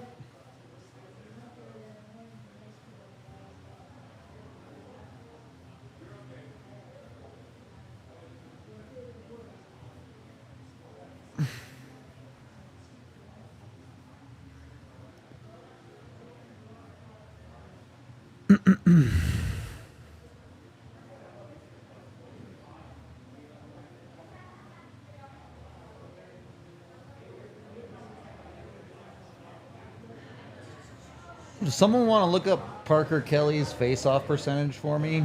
How bad is it, actually?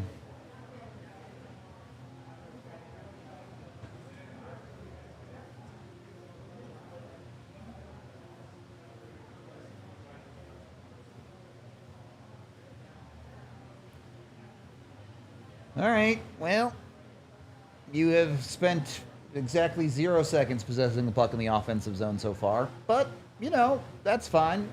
It's still a one-goal game. It still only takes one play.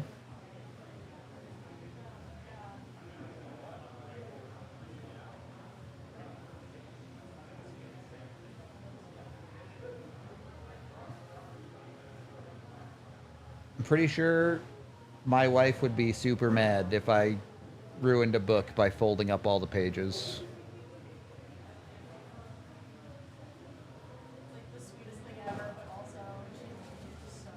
Yeah. Ooh. Wasn't a clean save, at least. Perhaps a gap in the armor.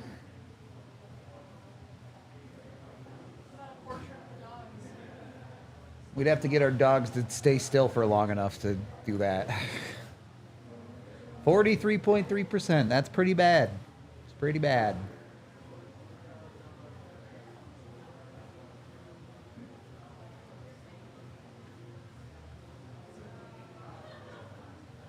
And that was a pretty bad clearing attempt by Casey Middlestad.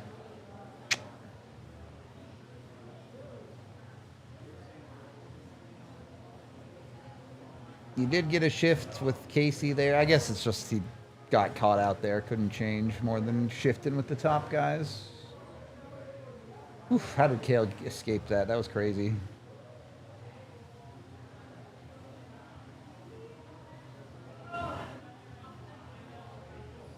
Yeah, Lecky's not going to be the guy. It was a good little play, but...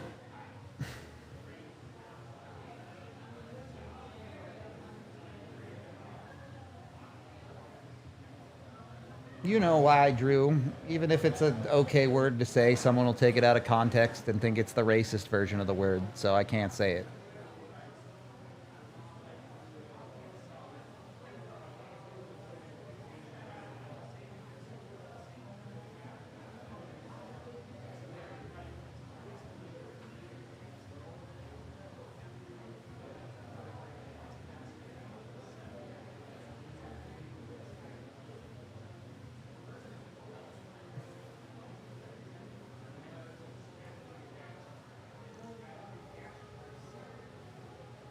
Boy, does Bednar really like putting out this third line to lose faceoffs.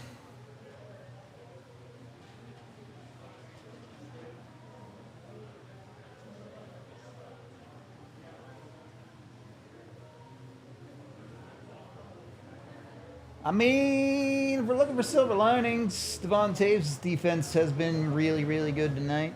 So that's good to see him look like he's getting it back in there.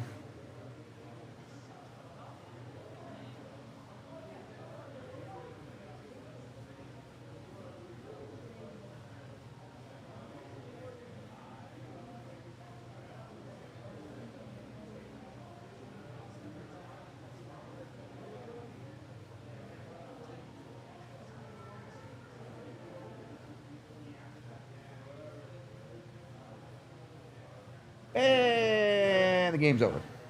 Fun. Hockey's great. I love this sport. It's my favorite. You just got scored on by Brett frickin' Kulak, man.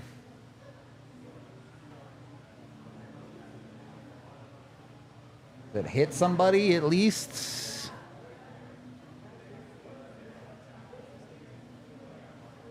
Oh, bro, make a save.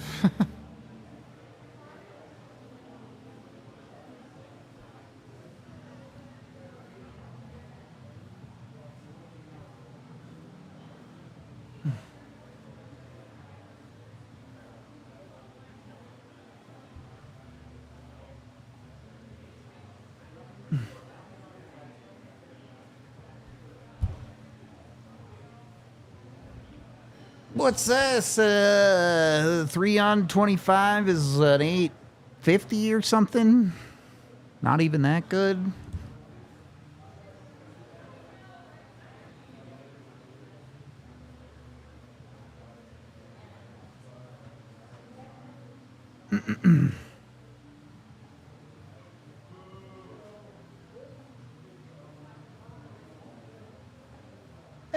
It's an 880. It's not that bad for Georgiev.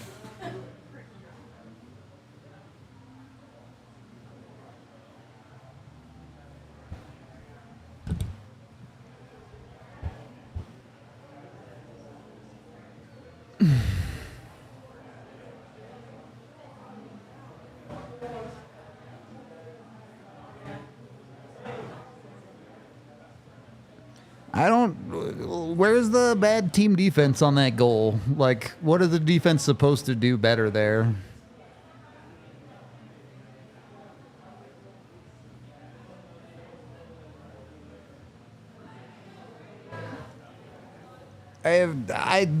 I really have way more problem with the Avs' lack of offensive generation at 5-on-5 than their defense in this one. The first goal, yeah, Nathan McKinnon plays terrible defense, sure. The other two, I really don't know what your defense is supposed to do better on that play. You can't possess the puck every second of the game.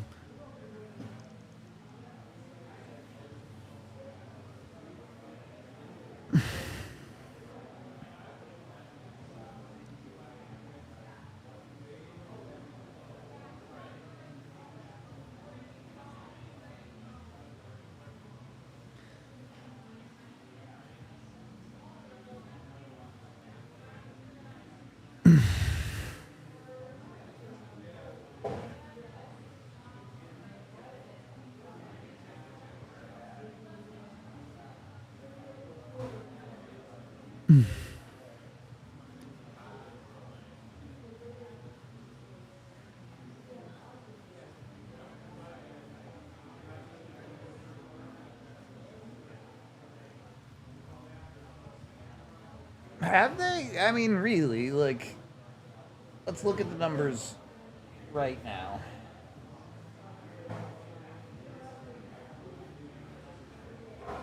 All right, I have to wait for the commercial so they update, but...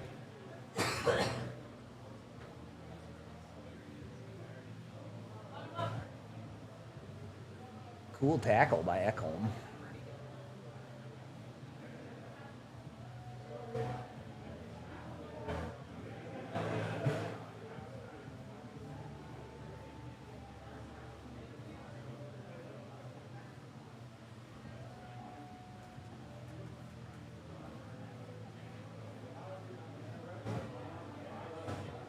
Right, so at 5-on-5, the Avs have generated 1.64 expected goals for and scored 0. They have given up 1.58 expected goals against, and they've been scored on 3 times. They've, in theory, generated or should have generated more goals than they've given up. They're not playing bad defense on the whole. They're not playing that poorly on the whole, though they have been pretty sloppy with the puck at times. It's just one team the puck is going in for, and one team the puck is not going in for. Attribute to that however you want to attribute.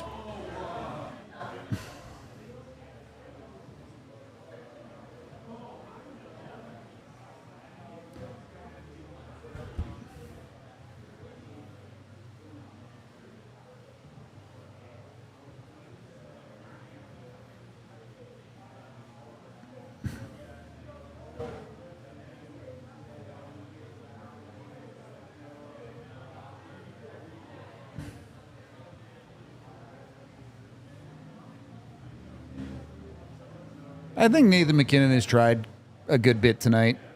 There have been times where he was letting the puck fly, and it just didn't go in for him. Skinner made some good saves.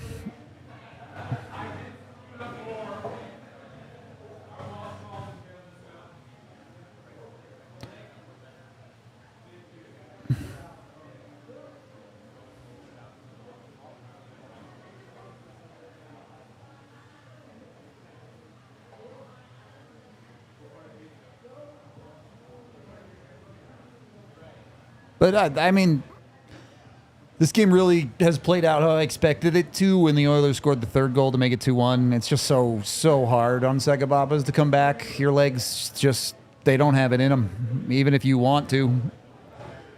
The get up and go just ain't there.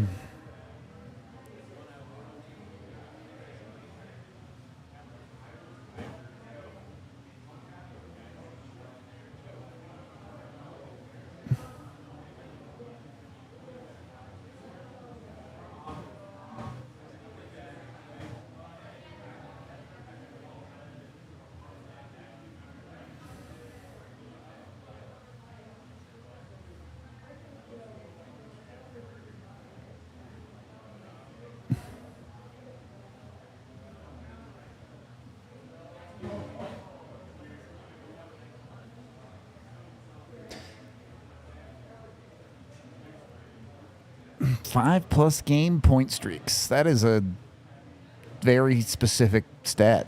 It's a lot of points, though.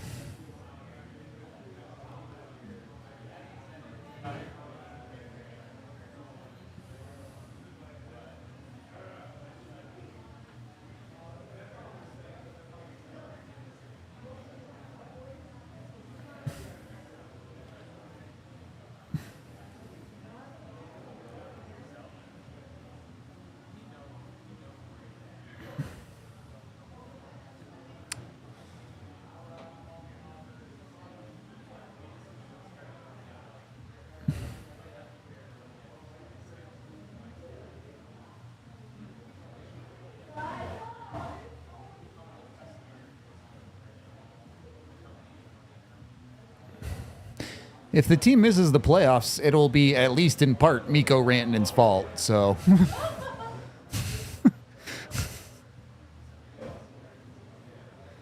you would be.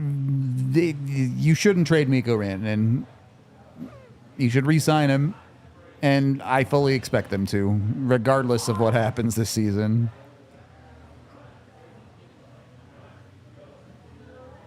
Ooh, that was almost nasty, Kale.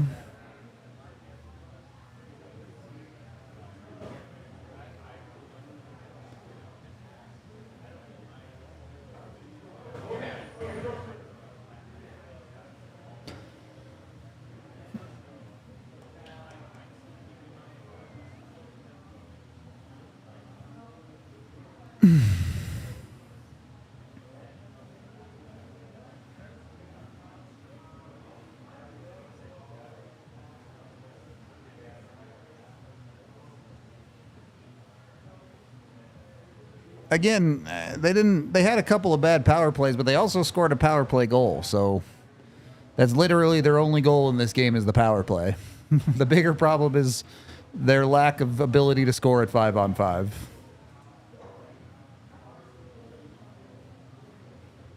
What are we looking at for this replay? What? Yeah, his skate blade popped out. I got it.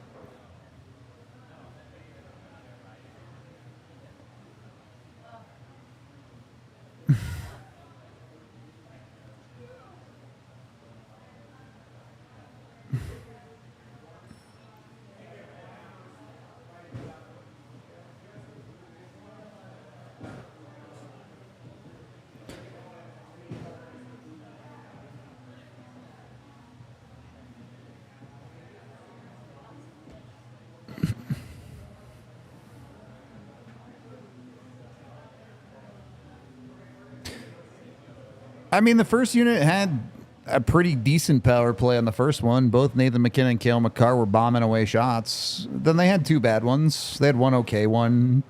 Puck didn't go in the back of the net, which, like, you want it to, but puck also didn't go back of the net at 5-on-5, where the Edmonton Oilers have scored 3 goals and you've scored none.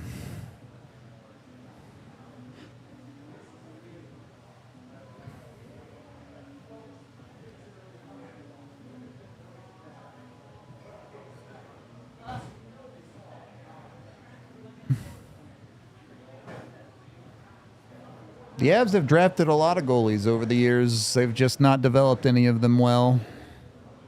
Or they drafted bad goalies, whatever. I'm not going to nitpick. You choose.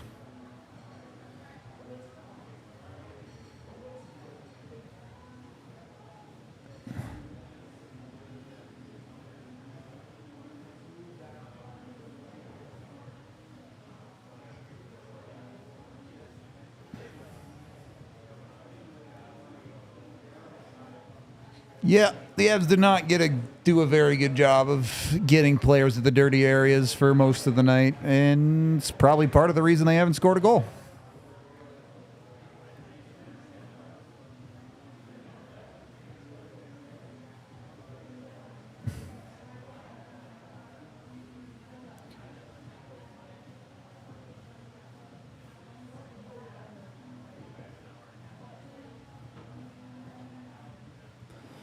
Can they get one at least? Make me care about them pulling the goalie? Or are we just going to go through the motions on this one? Thank you for the $20, Chris. Any chance Denver Nuggets. Oh, you mean Beaver Nuggets from Buc-ee's or a whiskey platter helps? Yeah, I mean, I could always use a drink or a good snack. Both of those things probably help.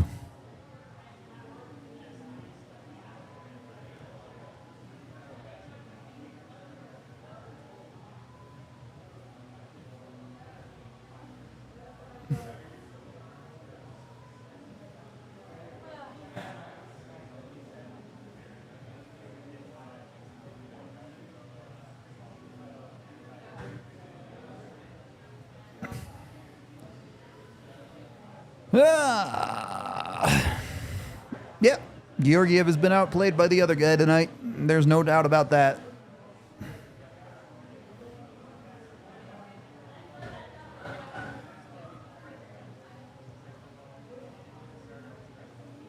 But you can't keep blaming Georgiev, and I don't think Georgiev's been particularly great tonight, but night in, night out, you're scoring 1 or 2.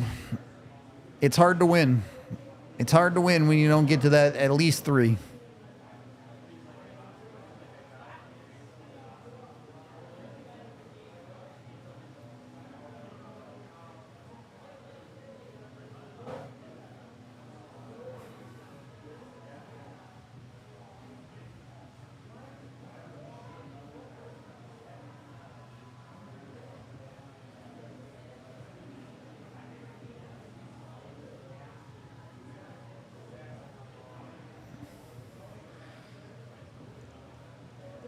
Yeah, for goalies that have played at least 10 games, Georgiev is like the bottom 3 in every single statistic, whether it's standard statistics like save percentage and goals against average, or advanced statistic like goals saved above expected. Like, he's just been bad. You can't weasel through it or try to find a different way to flip it. He's been bad.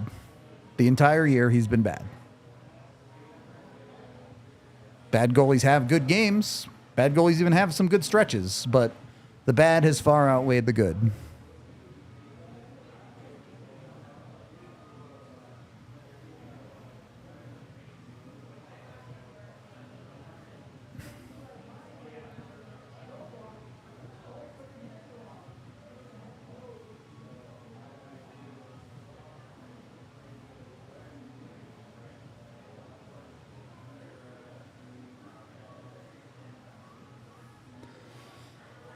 I mean, is it the worst outcome if the Avs can just play another 9 minutes without anyone getting hurt? Is that a win?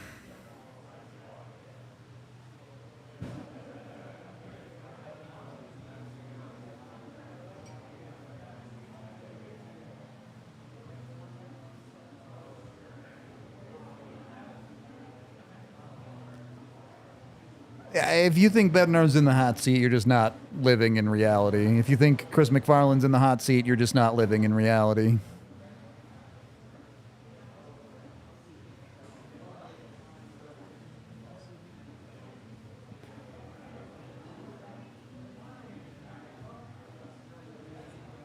What happened to Mikko there? High stick?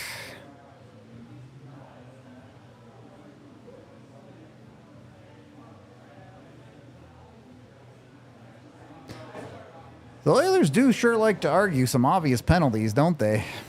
Not that the Avs definitely do it too, but yeah, it's probably Mikko's own stick. I'd have to see it from the reverse angle to see what actually hit him in the head, but it was probably Mikko's own stick.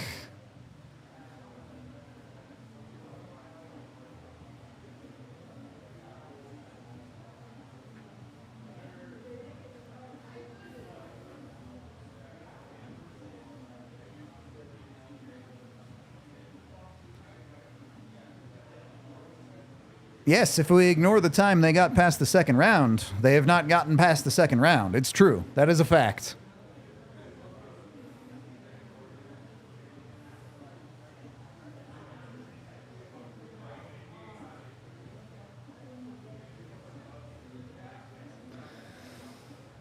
Yikes, Kale. Hello? Yeah, no. This Avs' legs are dead. We're done here. This is an 8-minute moratorium on this game at this point.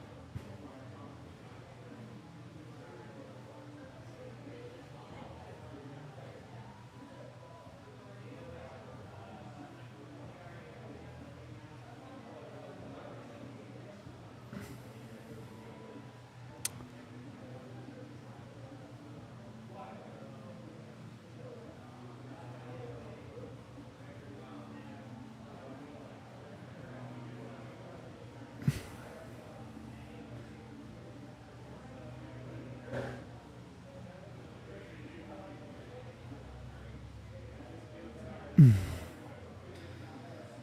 right, let's see. What's the recipe to get the Avs back in the game? It doesn't seem like they have a high-end play in them, so you need a funny bounce to get it back within one. If you get that, maybe a Cale Makar special then, but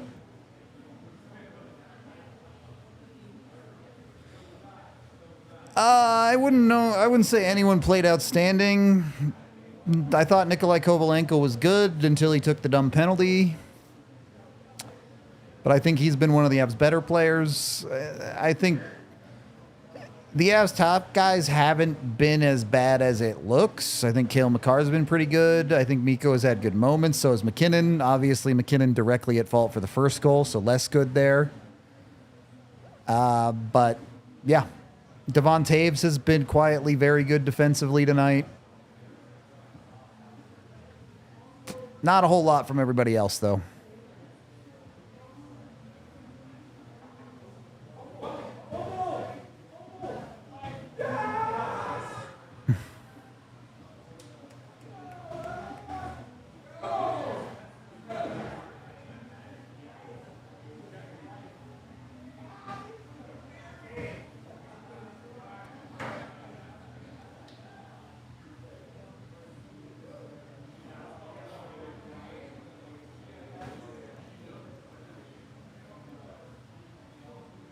Yeah, Malinsky can't get a shot through even there. It's just, it ain't it.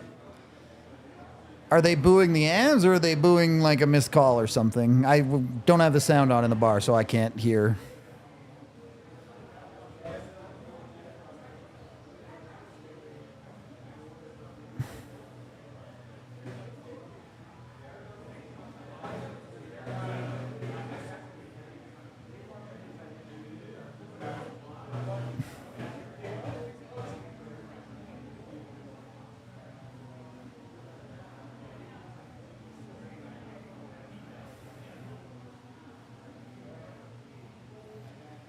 I mean, I think it's justified. This third period, there's been no effort. I get their legs are tired, but you don't get paid $12 million to half-ass it. It's definitely fair.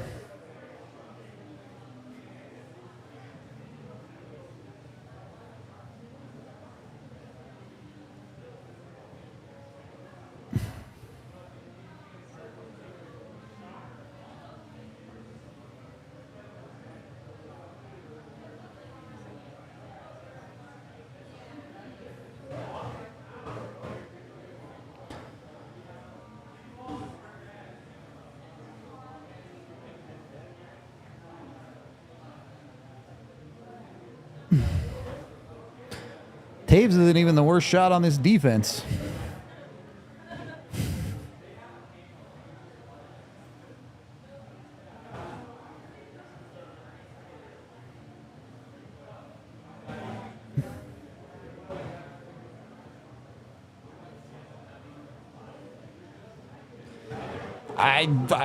I still think they'll trade for a goalie at some point this season. I just don't think they will anytime soon. Like a real goalie. I don't mean Scott Wedgwood. Like, I mean a starting goaltender.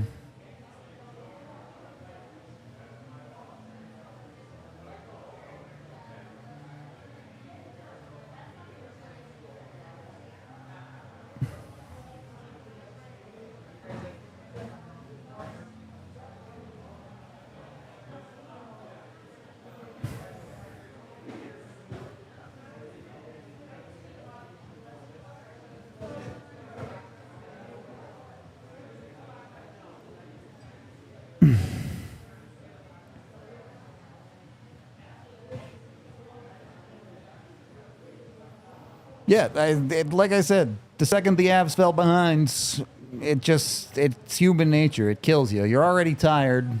Your legs are starting to go. You had a lead, you blew it, and the tank is empty.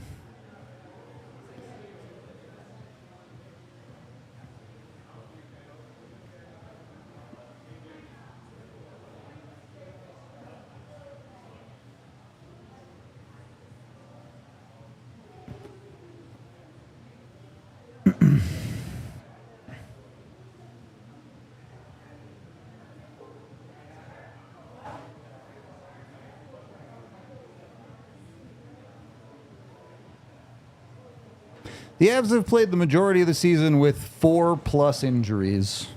And after the loss tonight, will they be 2 or 3 points out of a spot? I don't know where the Vancouver is in the other wild card spot, but you've played above 500 hockey with a decimated team of injuries, and you're still right in a playoff race spot. If you get even middle of the road health for the rest of the NHL for the rest of the season, you'll make the playoffs easily. This team is good enough to do that, even with their bad goaltending. If they keep getting injured, then yeah, they're screwed. Sorry, don't bother trading for a goaltender because you're too injured anyway. So why bother?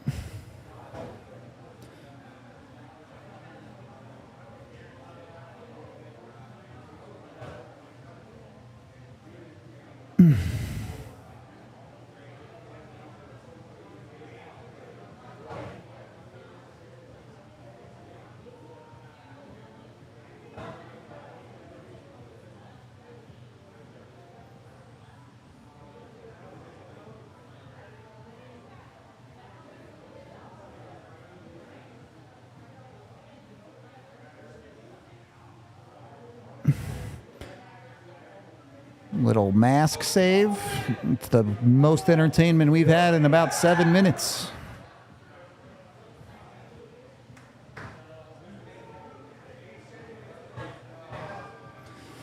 All right. Will the Avs make it a full 60 seconds before Edmonton puts it into the empty net? Yes or no?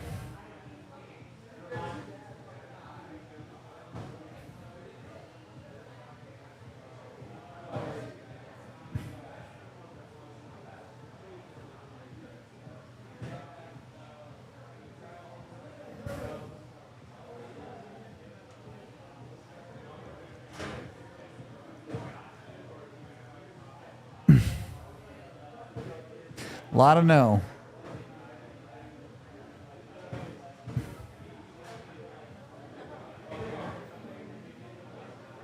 Boy, they're putting him back in the net? They took him out for a face-off. And now they're putting him back in for a face-off? Oh, it's at neutral, I see. So they got the icing call wrong. Sick. Love that for us.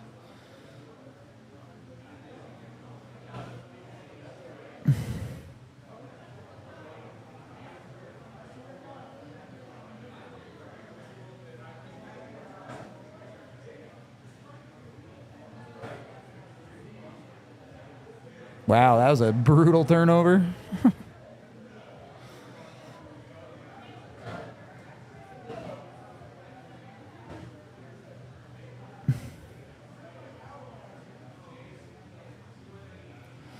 mean, this game's been over for 16 hockey minutes. Second they made it 3-1. Doesn't take a rocket scientist to figure out the Avs didn't have the legs to pull off a 2-goal comeback.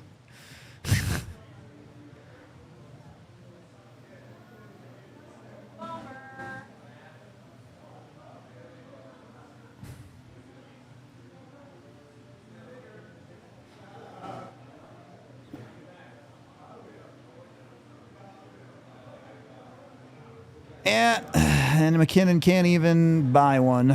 Such is life.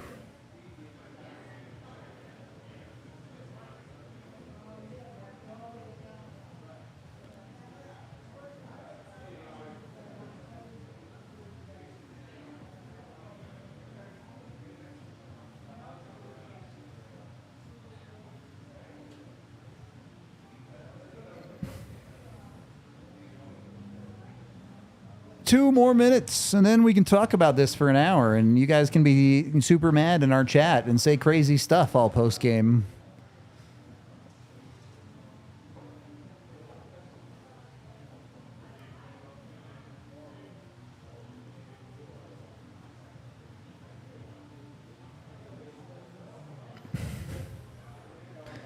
And there's your empty netter.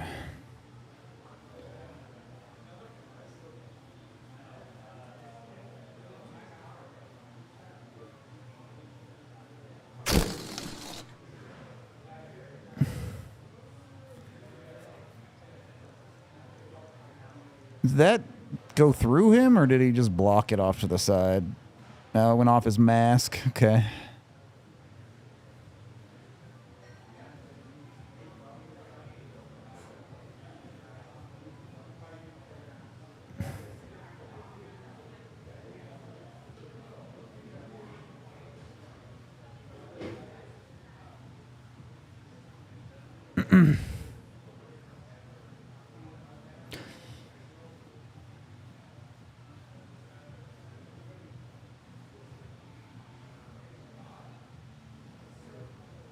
I mean, you got 1 goal from your second power play unit. You scored 0 5-on-5 goals from anybody.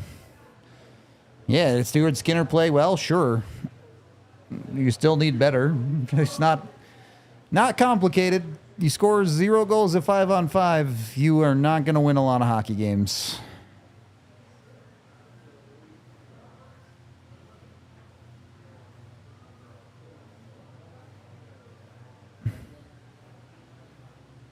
Yes, let's pine over a coach who led a Boston team to a sub-500 record without any injuries, instead of wanting a coach that led a decimated injured Avs team to an above 500 record with horrible goaltending. That sounds smart. Let's do that.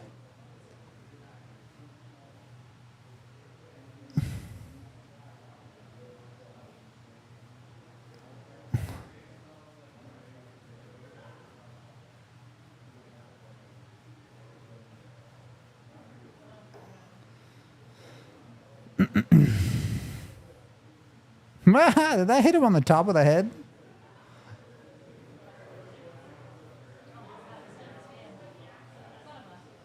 Hey, the game's over. That's the best thing that's happened all night, is that this game ended. So I appreciate that.